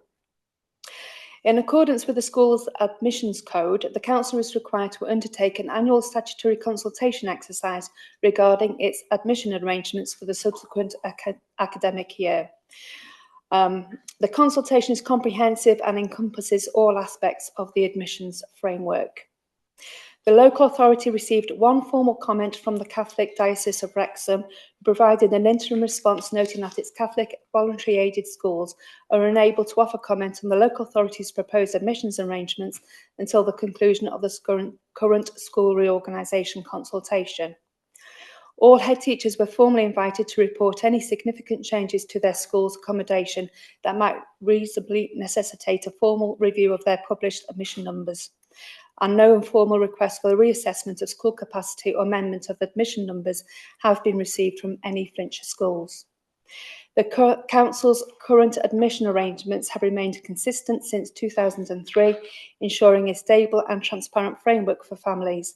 Under these arrangements, a significant majority of parental preferences continue to be successfully met. I formally move the recommendation that Cabinet approve the proposed admission arrangements for 2027 to 2028. And if Claire wants to make any additional comment. No, thank you, Councillor Eastwood. I think this is a process we go through on an annual basis. We also consult with our other sort of neighbouring local authorities. You know, there are national dates when, you know, application outcomes need to be shared with parents. So we work very closely with our neighbouring authorities and obviously the statutory bodies such as Church in Wales and the Catholic Diocese as well. You know, as the report shows, there have been no requests from school for any, you know, modifications to their admission numbers. And I think it is worth noting that, you know, we have a very high success rate in providing parents, you know, with their first choice of school. And obviously with the reducing pupil numbers, you know, that is actually enabling more parents to receive, you know, their first choice in school. So no, I would support the report as presented by Councillor Eastwood. Diolch yn fawr. Thank you. It's been proposed by Councillor Eastwood. Do I have a seconder? Councillor Ted Palmer. All in favour? That's carried. Thank you. Agenda item 17, the Welsh language in social services. Councillor Eastwood.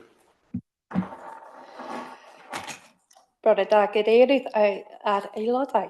Rwy'n falch o gyflwyno'r adroddiad hwn sy'n rhoi trosolwg o'r gwaith pwysig a wneud o fewn y gwasanaethau cymdeithasol i gyflawni ei dyletsweddau o ran y Gymraeg ac i gyfrannu'r cynnig gweithredol ar draws bob agwedd o'r gwasanaeth.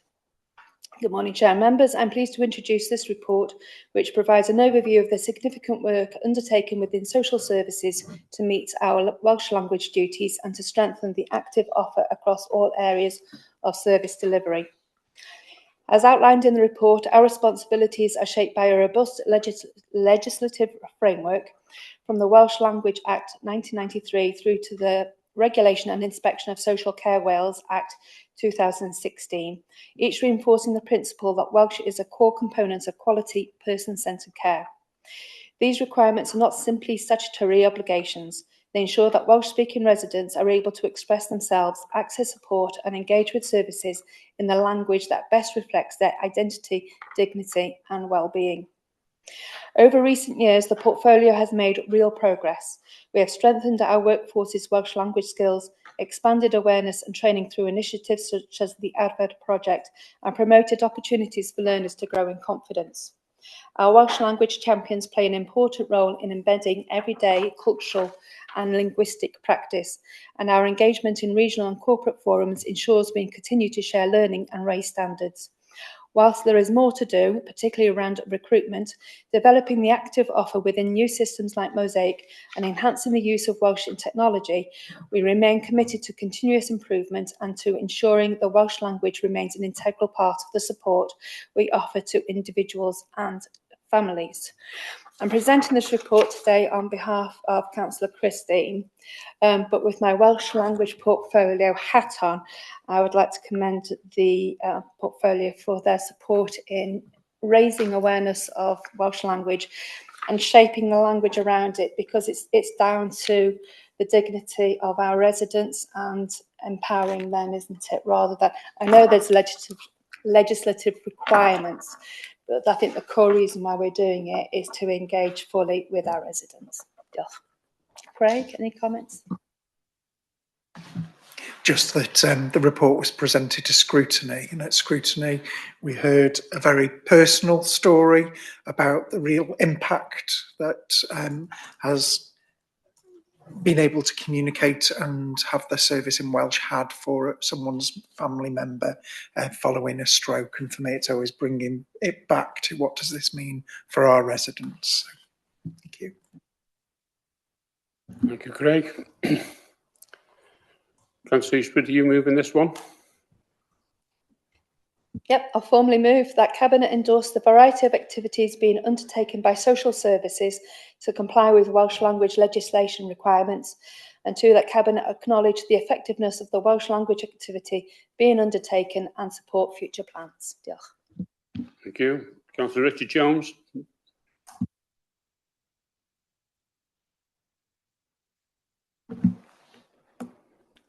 That's carried. Thank you. Agenda item 18, quality of service provision in children's residential care home service. Councillor Eastwood. Diolch eto. The following report will share an update on our continued investment in high quality in-house residential care for children looked after. Since 2022, we have built Flintshire Children's Residential Service from the ground up, reducing out-of-county placements and aligning our provision with the Health and Social Care Act 2025 and CIW expectations. In that time, we've opened 5 CIW registered homes, which are T7, T Clede, Dderwen, Messenbach and T Neath. Our partnership home delivering our reunification model with Wrexham and Betsy Cadwallader University Health Board. Across the service, we are delivering a trauma-informed therapeutic model that puts children at the centre. CIW inspection outcomes have given excellent ratings, supported by robust governance and regular statutory oversight.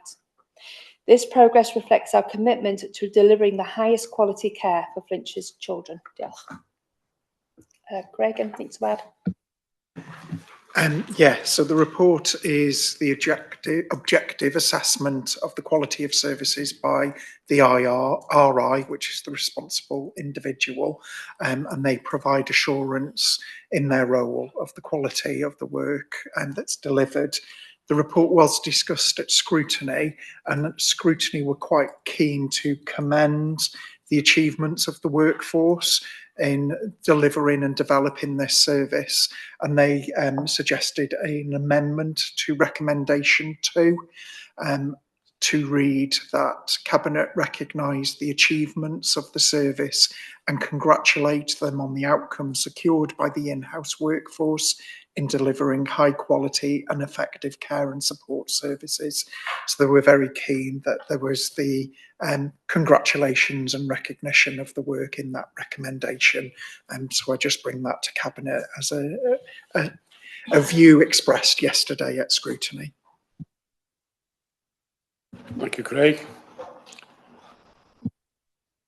Okay, happy to move the recommendations. So 1, that Cabinet reviewed the RI's assessment of in-house regulated services for children's residential care and support the continued investment in trauma-informed and therapeutic training and practice to maintain quality and meet future demand.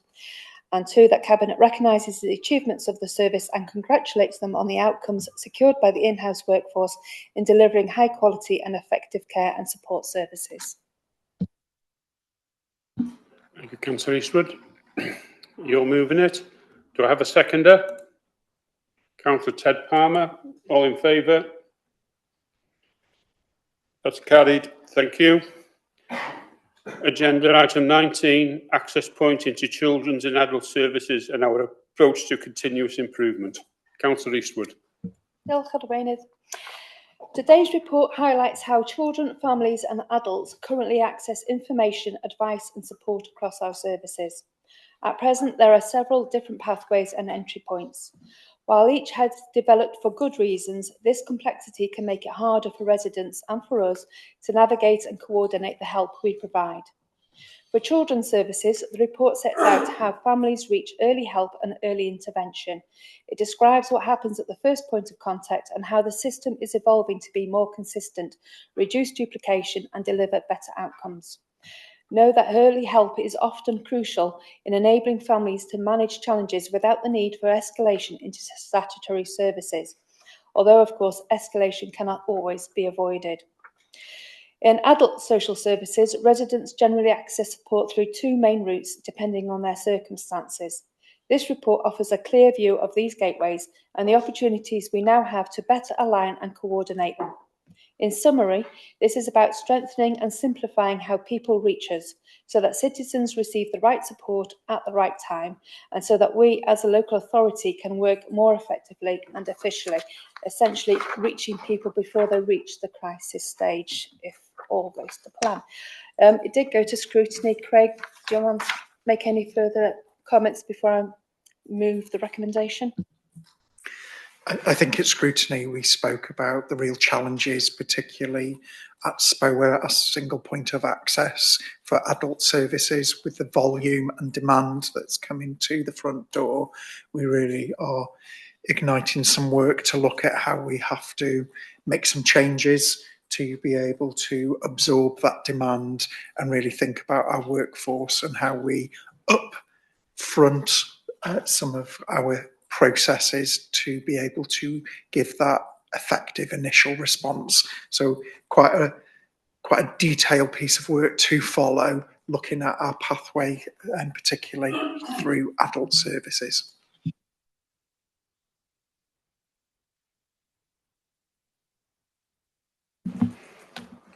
Councillor Eastwood. Okay. I formally move the recommendation that Cabinet endorse a focus on work to align and coordinate pathways and access points into children's and adults' social care. Thank you. Do we have a seconder? Councillor Paul Johnson. All in favour? That's carried. Thank you. Agenda item 20, removing profit for looked after children. Councillor Eastwood, I appreciate your doing. Yeah. The report provides an important update on the major reforms underway in Wales to transform the care of our looked after children. As you will be aware, Wales is progressing landmark change through the Health and Social Care Wales Act 2025. And this legislation, which has now received royal assent, makes Wales the first nation in the UK to remove private profit from the care of children who are looked after. Once enacted, children's residential care, foster care and secure accommodation will only be delivered by public sector, charitable or not-for-profit organisations. This is a bold and significant step, and it places clear expectations on local authorities. Under the new duties, each authority must demonstrate a strategic, forward-looking approach to securing sufficient placement capacity. This includes the requirement to publish an annual placement sufficiency plan by December 2026, and we will develop our local plan once the Welsh Government issues the relevant regulations and guidance on the required format and content. Today's report sets out the substantial programme already underway to expand our in-house residential and foster care provision, to strengthen placement sufficiency and to build sustainable partnerships with not-for-profit providers. The report will also address the support and approval required from Cabinet to continue with the programme in Flintshire. Again, this went to scrutiny yesterday. I'd invite Craig to give his comments. No, I think the report is clear on the recommendations. Four recommendations. I'll move the recommendations. 1, that Cabinet approve our strategy to develop or acquire up to 2 properties per year for use as residential children's homes until 2030. 2, that Cabinet provides the Chief Officer for Social Services delegated authority to make offers of up to 2 properties per year, up to a total value of £1 million, after consulting with a Cabinet member for Social Services and the Corporate Manager, Capital Programme and Assets, and subject to the required gateway reviews in line with the CB8 delegation powers.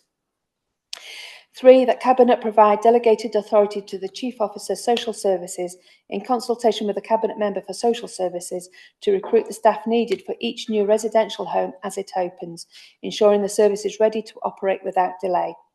This will be up to 12 members of staff, full-time equivalent, for each provision. Any proposed recruitment will require endorsement by a corporate recruitment panel to provide oversight and governance. And 4, Cabinet acknowledge the progress made in Flintshire to prepare for the removal of profit from children's care, strengthen sufficiency, improve outcomes and ensure public funds are reinvested directly into services. Diolch. Thank you. It's been moved by Councillor Eastwood, seconded by Councillor Richard Jones. Or are you speaking? Right, okay. No, you don't need to speak. You're okay. All in favour? I was going to speak. No, I need, just to ask a question, if you don't mind, Chair.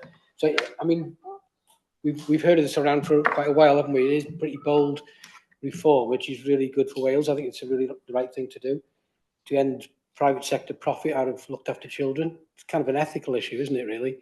But it does have an effect, because I think the not-for-profit part, no new companies or no new organisations after April 26, but then the existing ones have got to transition to 2030. And I just wondered whether Craig very quickly could just give a bit of an update on whether we're on track to make sure that looked after children continue in the care that they've received.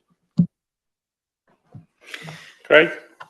So obviously we've got a programme that we've identified. What we are saying at the moment is based on the assumption that there are no new providers or provisions opening by the private sector. So that's where we've come from the 2 every single year. But what we'll do each year is do that gateway review to make sure that that is still what's needed, because it's quite difficult to forecast what you need by 2030. So that's our best estimate. What we are doing is we, as well as investing as a local authority, we're actively working with the third sector. So members will be aware that Action for Children are in the final stages of opening a residential provision in Flintshire. We're working with RSLs, so we are about to lease a property for 5 years from an RSL, which is ready, good to go. And then there are some small SMEs, I would say, locally owned, high quality, independent sector provisions that are interested in converting to not-for-profit that are on our patch. So we're actively working and having dialogue with those around what that might look like. So what we're doing is spreading the risk. We're not just all saying it's going to be the local authority to step in that market. We're looking at how we could get a mixed economy of high quality care, so that if there is a challenge in one area, we've got robustness in others. So that's our strategy between now and 2030, is to keep that work going about who's developing what are our needs, and what do we need to ensure that we've got built to step into that market where there may be gaps. I'm happy to second. Okay, thank you. So it's been moved and seconded. All in favour? That's carried. Thank you. Agenda item 21, gender pay report. Councillor Johnson. Thank you, Chair. This report does 2 things at once. First, it shows that Flintshire continues to make steady progress. Our overall gender pay gap is 10.74%. Our median gap has reduced from 18.43% in 2024 to 17.68% in 2025. And the report is clear that between 2017 and 2025, we have seen year-on-year incremental improvement. That matters. It's good. It also matters, though, because this is not about slogans. It's about whether women and men are treated fairly in the workplace, whether opportunity is distributed properly, and whether our workforce is structured. The way our workforce is structured is helping people or holding them back. The report also reminds us that Flintshire has an equality-proofed pay and grading system, audited annually, that we negotiate pay conditions with recognised trade unions, that we do not pay bonuses or performance-related pay. and that we also offer enhanced maternity leave and flexible working practices. That said, we do remain a predominantly female workforce, with about 7% female and 30% male, with many employees concentrated in lower grades. This gap is shaped heavily by workforce composition and the distribution of roles across the organisation, not simply by pay mechanisms alone. So the right response today is balanced. We should recognise progress. We should recognise the work still to do, and that work is practical. The actions set out for 26-27 are the right ones. Reviewing recruitment, selection, training for gender bias, examining barriers to women applying across all quartiles, reviewing appointments and starting salaries for fairness and consistency, strengthening family-friendly policies, considering gender in the workforce and succession planning, and continuing to promote equality, diversity and inclusion across the whole organisation. This is a serious report showing credible improvement, but not a finished job. It tells us the foundations are strong, that the direction is right, and the next task is to turn incremental progress into much more deliberate change. So I welcome the report, the actions that follow through it, and I move the recommendations, which is that Cabinet notes Flintshire Council's Gender Pay Gap Report of 2055 and approved for onward submission to the Gender Pay Gap Service for publication on the Council's website on the 31st of March 2026. Thank you. Councillor Johnson, do I have a seconder? Councillor Glyn Banks? All in favour? Sorry, do you want to speak? Yeah. Go on. Yeah, it was just a quick point, really. I read a report a couple of days ago, and it was about a certain campaigning lady who worked in a sewing department in a car plant 50 odd years ago, and she campaigned to try and get equal pay for the ladies on the line, and they settled for 94% of the pay of the men doing the same job in the end. And it sort of begged belief that we're still that this is still getting raised now, 50 years later. It's something that should be put to bed. It should be set in stone that if you're doing exactly the same job, it should just be, it shouldn't even be an issue. It should just be parity on the pay. Thanks, Chair. Okay, it's been moved and seconded. All in favour? Carried. Thank you. It's 5 to 12 now, so we'll have a 10-minute comfort break. We've got another 6 items to go after. Okay, thank you.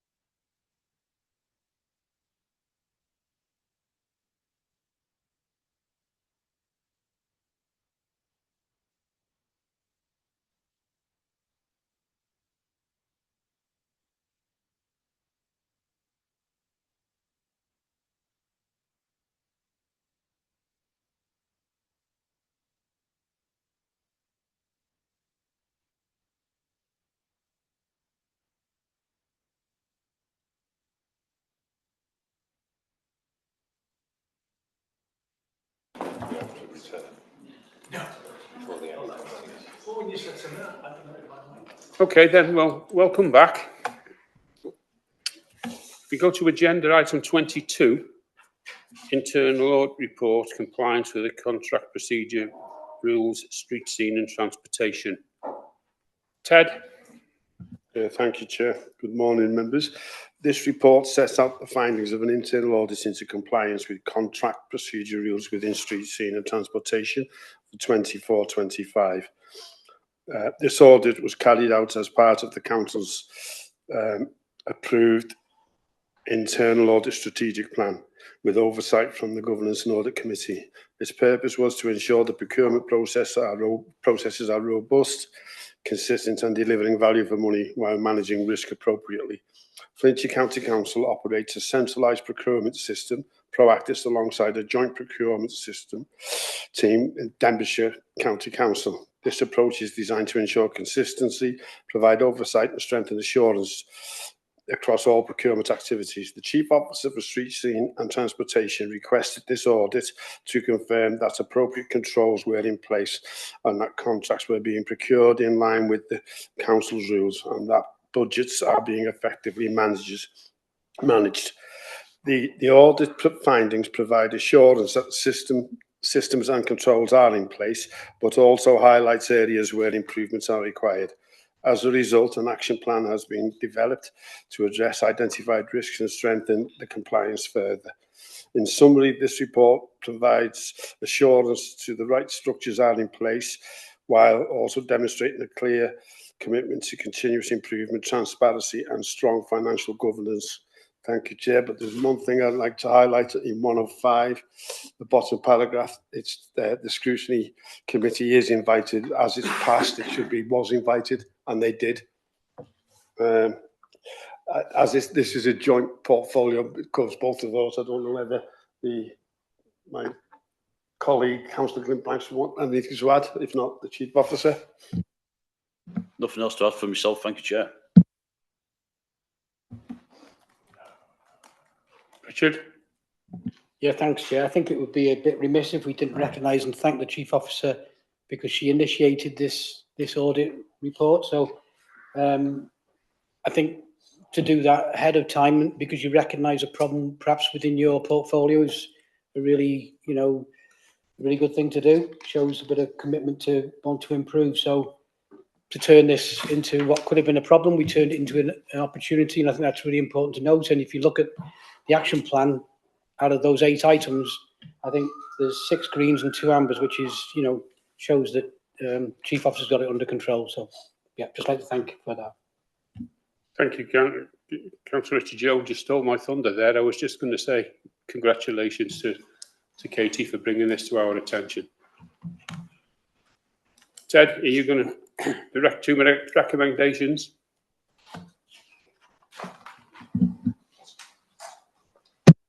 Yes, Chair, thank you. Before I make the recommendation, I'll also note that in the Environment and Over Scrutiny Committee that the Chief Officer was praised by members of the committee for her due diligence. So the recommendations are: the Cabinet notes the findings of the audit and supports the actions being undertaken by the portfolio to mitigate the identified risks. And number 2, that the outcome of the audit and action plan adopted by the portfolio will be presented to the Governance and Audit Committee on the 25th of March 2026, which is tomorrow. I move the recommendations. Thank you. Glenn, you seconded. Councillor Banks, all in favour? That's carried. Thank you. Agenda item 23, weekly bin collections. Glenn? Thank you very much, Chair. Yeah, this is a review of the free weekly bin collection to include missed collection data and an update on the garden waste collections. It's a really, really good news story. You wouldn't guess that from how it was presented in the press, to be honest, but there you go. That's how they report it. But right.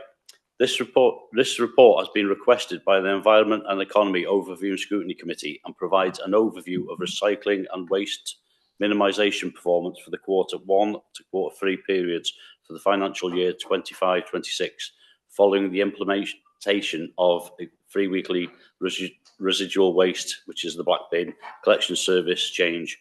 Performance data included within this report is based on both the verified Q1, Q2 and reported Q3 recycling and reduced residual waste tonnage recorded on waste data flow, which is still awaiting Natural Resources Wales verification. Miscollection data is detailed for material streams, including residual waste in the back bin, recycling, garden waste, and AHP clinical, which has been requested by the Scrutiny Committee. This highlights any impacts from the service change and provides an insight into improved internal processes and reporting. And I've got to say, this had a really good airing at committee last week, and I thank the committee last week for not only raising this, which is obviously their job to do, but the fact that they gave us time to get past the 2 quarters, so that there was a good good overview of where the position is at the present. So really thank them for that, and glad of the questions that they always ask. And in 2024-25, Welsh Government decided to waive an initial 663,000 infraction charge for not achieving the recycling target in 21-22.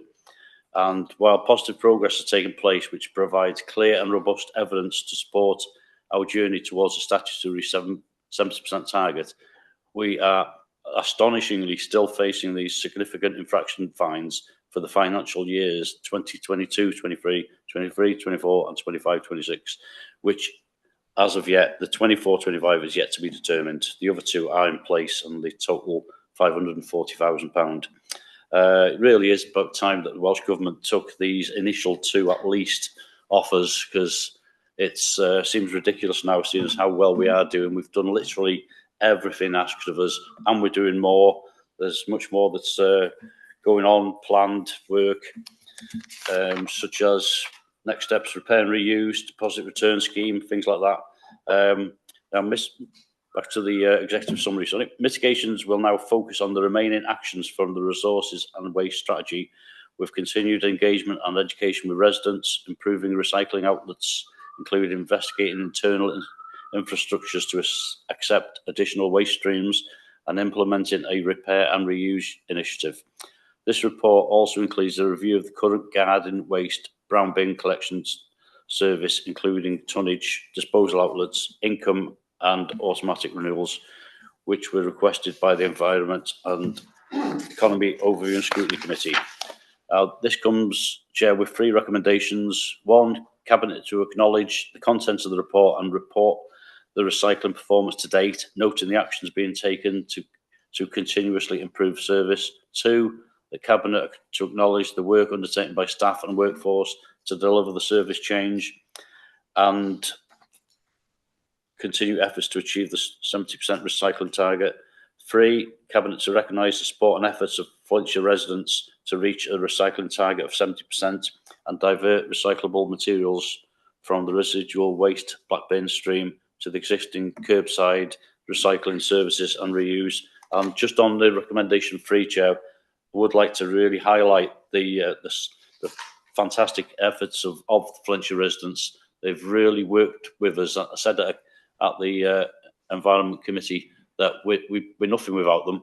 We've got a fantastic workforce who's doing really good work, and everyone is in on it, and the public have really bought into this. Thank you, Chair, and over to the Chief Officer. Kate? Yeah, just to confirm as well, there was some additional recommendations proposed by the Scrutiny Committee, namely that they recognised and were pleased with that it was going in the right direction, and that it was important that officers highlighted the performance to Welsh Government. And they wanted to note that Scrutiny accepted the reasons for reported miscollections and the proposals to deal with the challenges outlined in the report, and they requested a further report in 6 months' time to include further improvements and obviously an update on performance at that stage. So there were some additional recommendations. Thank you.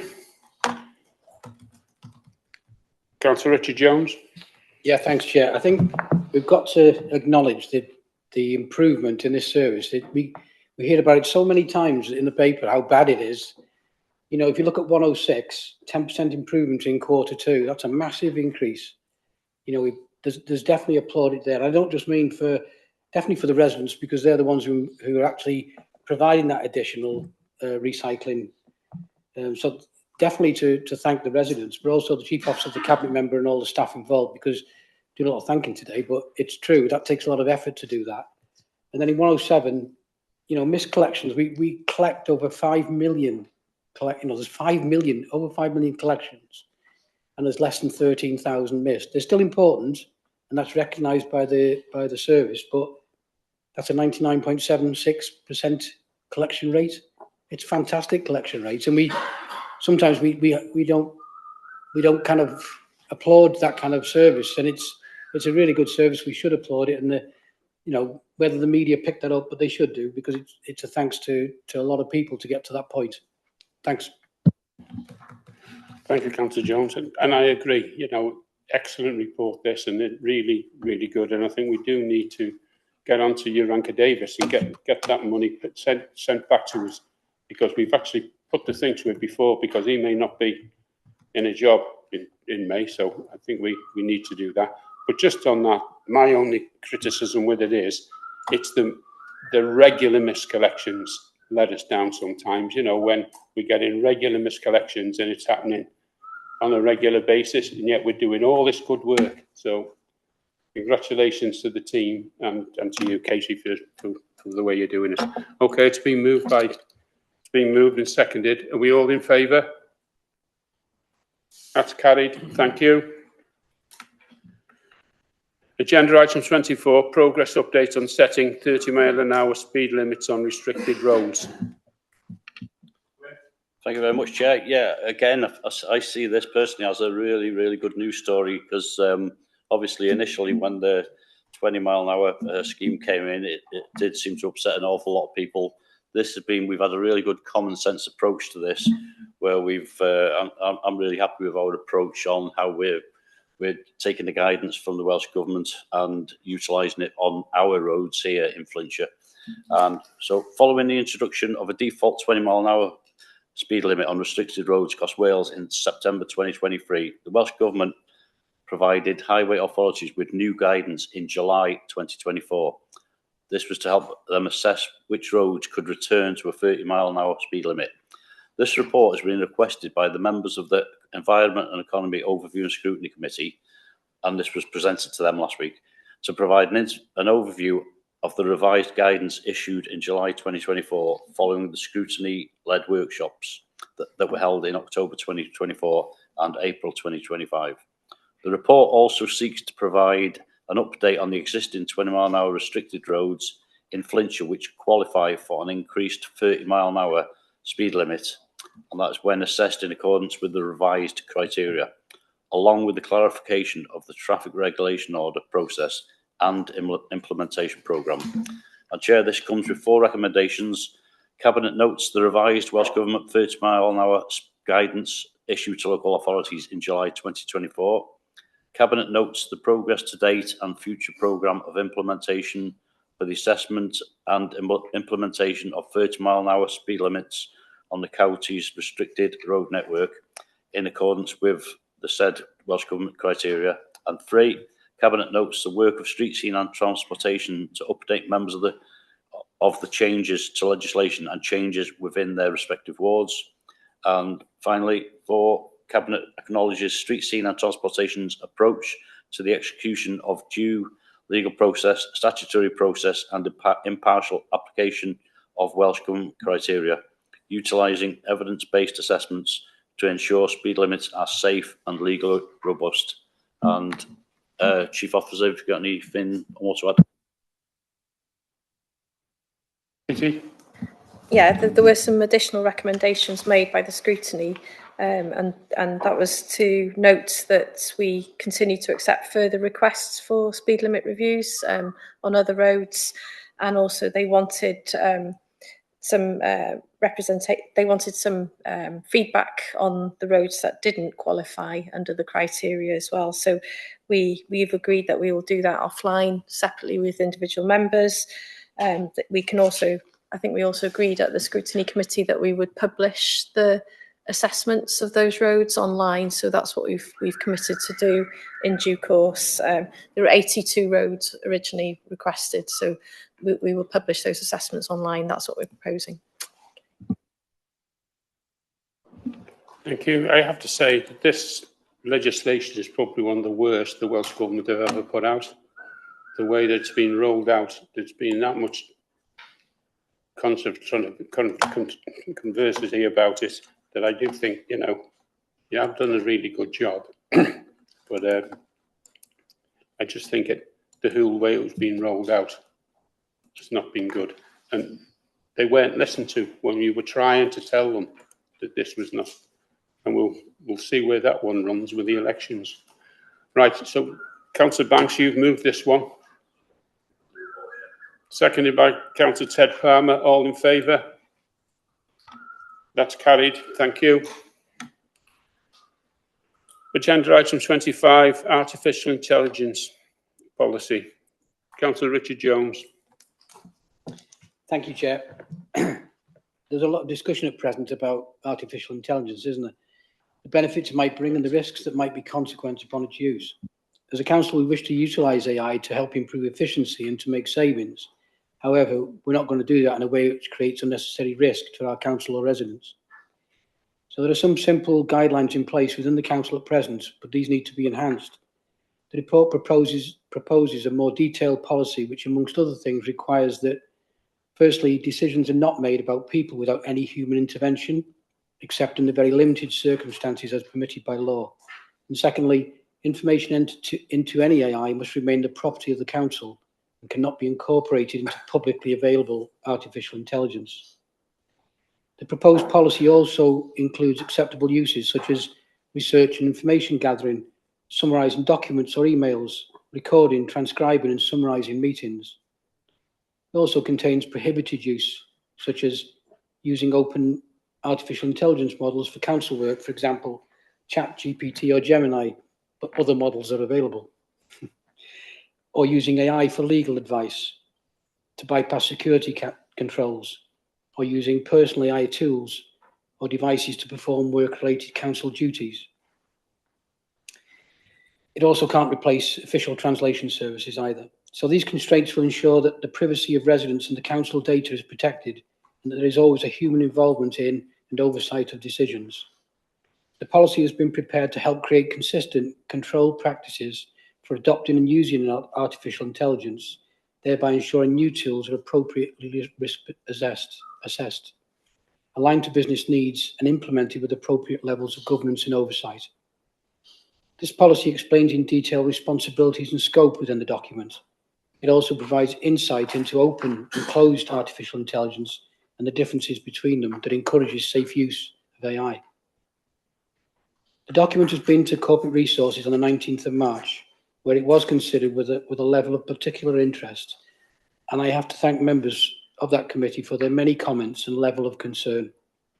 Their comments have been considered and relevant changes made to the document provided to you today. And it's important that this critical policy is adopted, understanding that there will be further improvements, just like any other council policy in the future. The caveat to ensure that it's taken more seriously is that this will be reviewed every 6 months.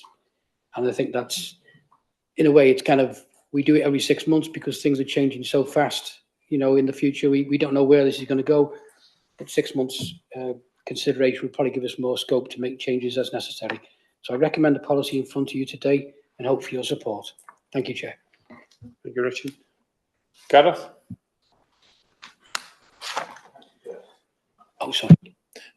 Thank you, Leader. Councillor Jones has already mentioned consideration that was given to this matter at Corporate Resources Overview and Scrutiny Committee last week.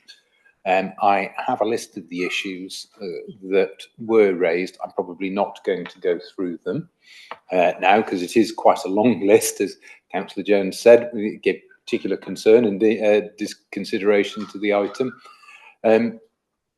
The IT Business Service Manager, Lisa Smith, has addressed all of the items within the revised policy in order to try and reflect and improve the policy in light of the concerns expressed by members. Whether we have been able to address them all, for example, there was some subjective commentary around the example prompt that was given in the policy, about how you might instruct an AI to prepare a document, but we have attempted to address all of those, and I'm grateful to the IT Business Service Manager for addressing those in such short order. She had the document revised and ready to go on the Friday, so that members had the opportunity to consider it over the weekend. Thank you, Gareth. Yes, Lisa did do a really good job at that meeting anyway. Councillor Ted Palmer. Yeah, thank you, Chair. I'd like to formally second Councillor Jones's proposals and thank him for presenting this report on behalf of the Cabinet Member, Councillor Linda Thomas. Thank you. Thank you, Ted. Been proposed and seconded. All in favour? That's carried. Thank you. Agenda item 26, land ownership, one council approach. Councillor Banks. Thank you very much, Chair. Yeah, this is the land ownership and one council approach. It's a really, really good news story that concerns pretty much everybody on the council. There's 5 cabinet member posts named here as cabinet member. I'm leading on it because obviously a lot of it relates to waste issues, i.e. fly tipping and things like that on land and whose patch it belongs to. So the executive summary, Chair: management and maintenance of publicly owned accessible land assets across the council falls to several different portfolios, namely street scene and transportation, place and growth, housing and communities, and valuation and estates, depending on whether the land is either on the adopted highway network, public open space realm, amenity areas, public rights of way, housing land, or a corporate held asset. The ownership and responsibility for different land assets can sometimes be unclear and complicated, which can lead to frustration, confusion, and duplication in response, as there is no central data repository and no single defined approach across the council. That is up till now. In the past, different portfolios have focused on managing and maintaining land assets independently of each other. A one council approach to land ownership and maintenance refers to managing all council assets as a single unified approach, rather than letting individual portfolios manage their own estates in isolation. This approach aims to ensure that all council land is used and safeguarded for the maximum benefit of residents and the council's overall strategic objectives. I mean, this is going to hopefully speed things up for residents, so there'll be an end, hopefully, to the frustrations of reporting something and then possibly getting passed from pillar to post before it gets sorted. So that's got to be good news. The purpose of this report is to outline the proposed approach to be adopted for tackling waste management and environmental issues on publicly accessible council-owned land, regardless of which portfolio is responsible for the particular land or asset. And there's 2 recommendations, Chair. Cabinet to comment, review and support the proposed approach set out in this report. And importantly, Cabinet to comment on the proposal for a corporate fund to respond for waste and environmental issues where the responsibility of council land is not identified. Over to the Chief Officer. Thank you, Chair. I haven't really got anything to add further to what Councillor Glyn Banks said, and it was well received at the Environment and Economy Overview and Scrutiny Committee. I think they all agreed that we often get into this situation of tennis email with trying to identify whose land the fly tip waste is on. So this helps to address that. So members generally all supported it. Thank you, Katie. Councillor Richard Jones. Yeah, I'm happy to second it if that's what you want, but I would also like to just mention that I think most residents would have thought that we were doing this already, wouldn't they? Because when you report something, I don't think the residents think we separate it into different portfolios. So, you know, through this change, that's the way it's going to be done now, and I think people will obviously recognise that, as they did through scrutiny.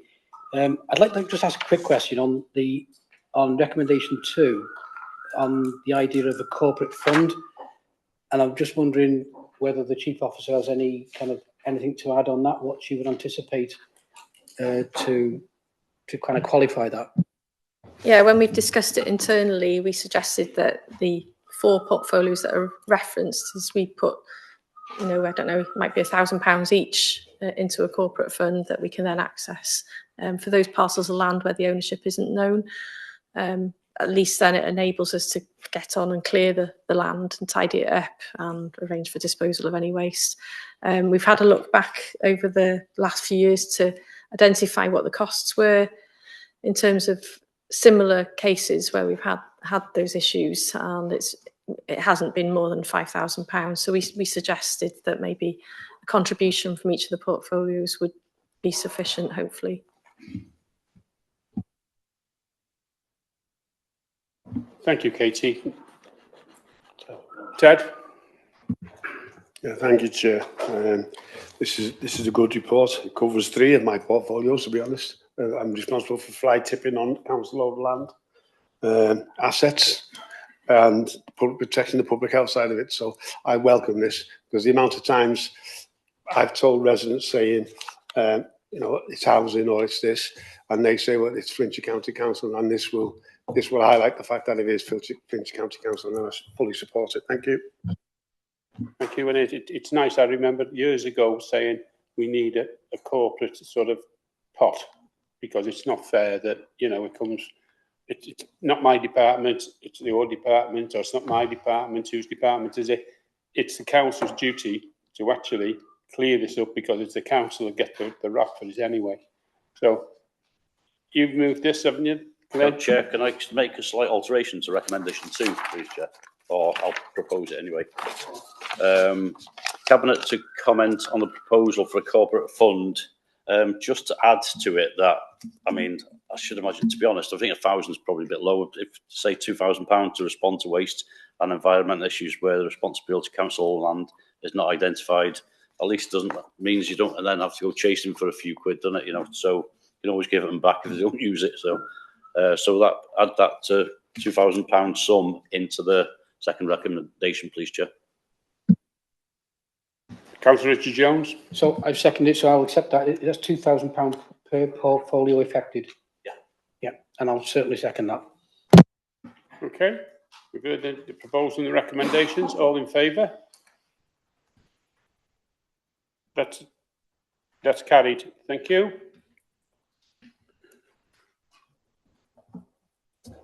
Agenda item 27, exercise of delegated powers. It's to note anyway, so on the forward work programme for information as well. Anything from the press? No, that's it. Okay. Thank you all for your attendance this morning. Have a good rest of the day.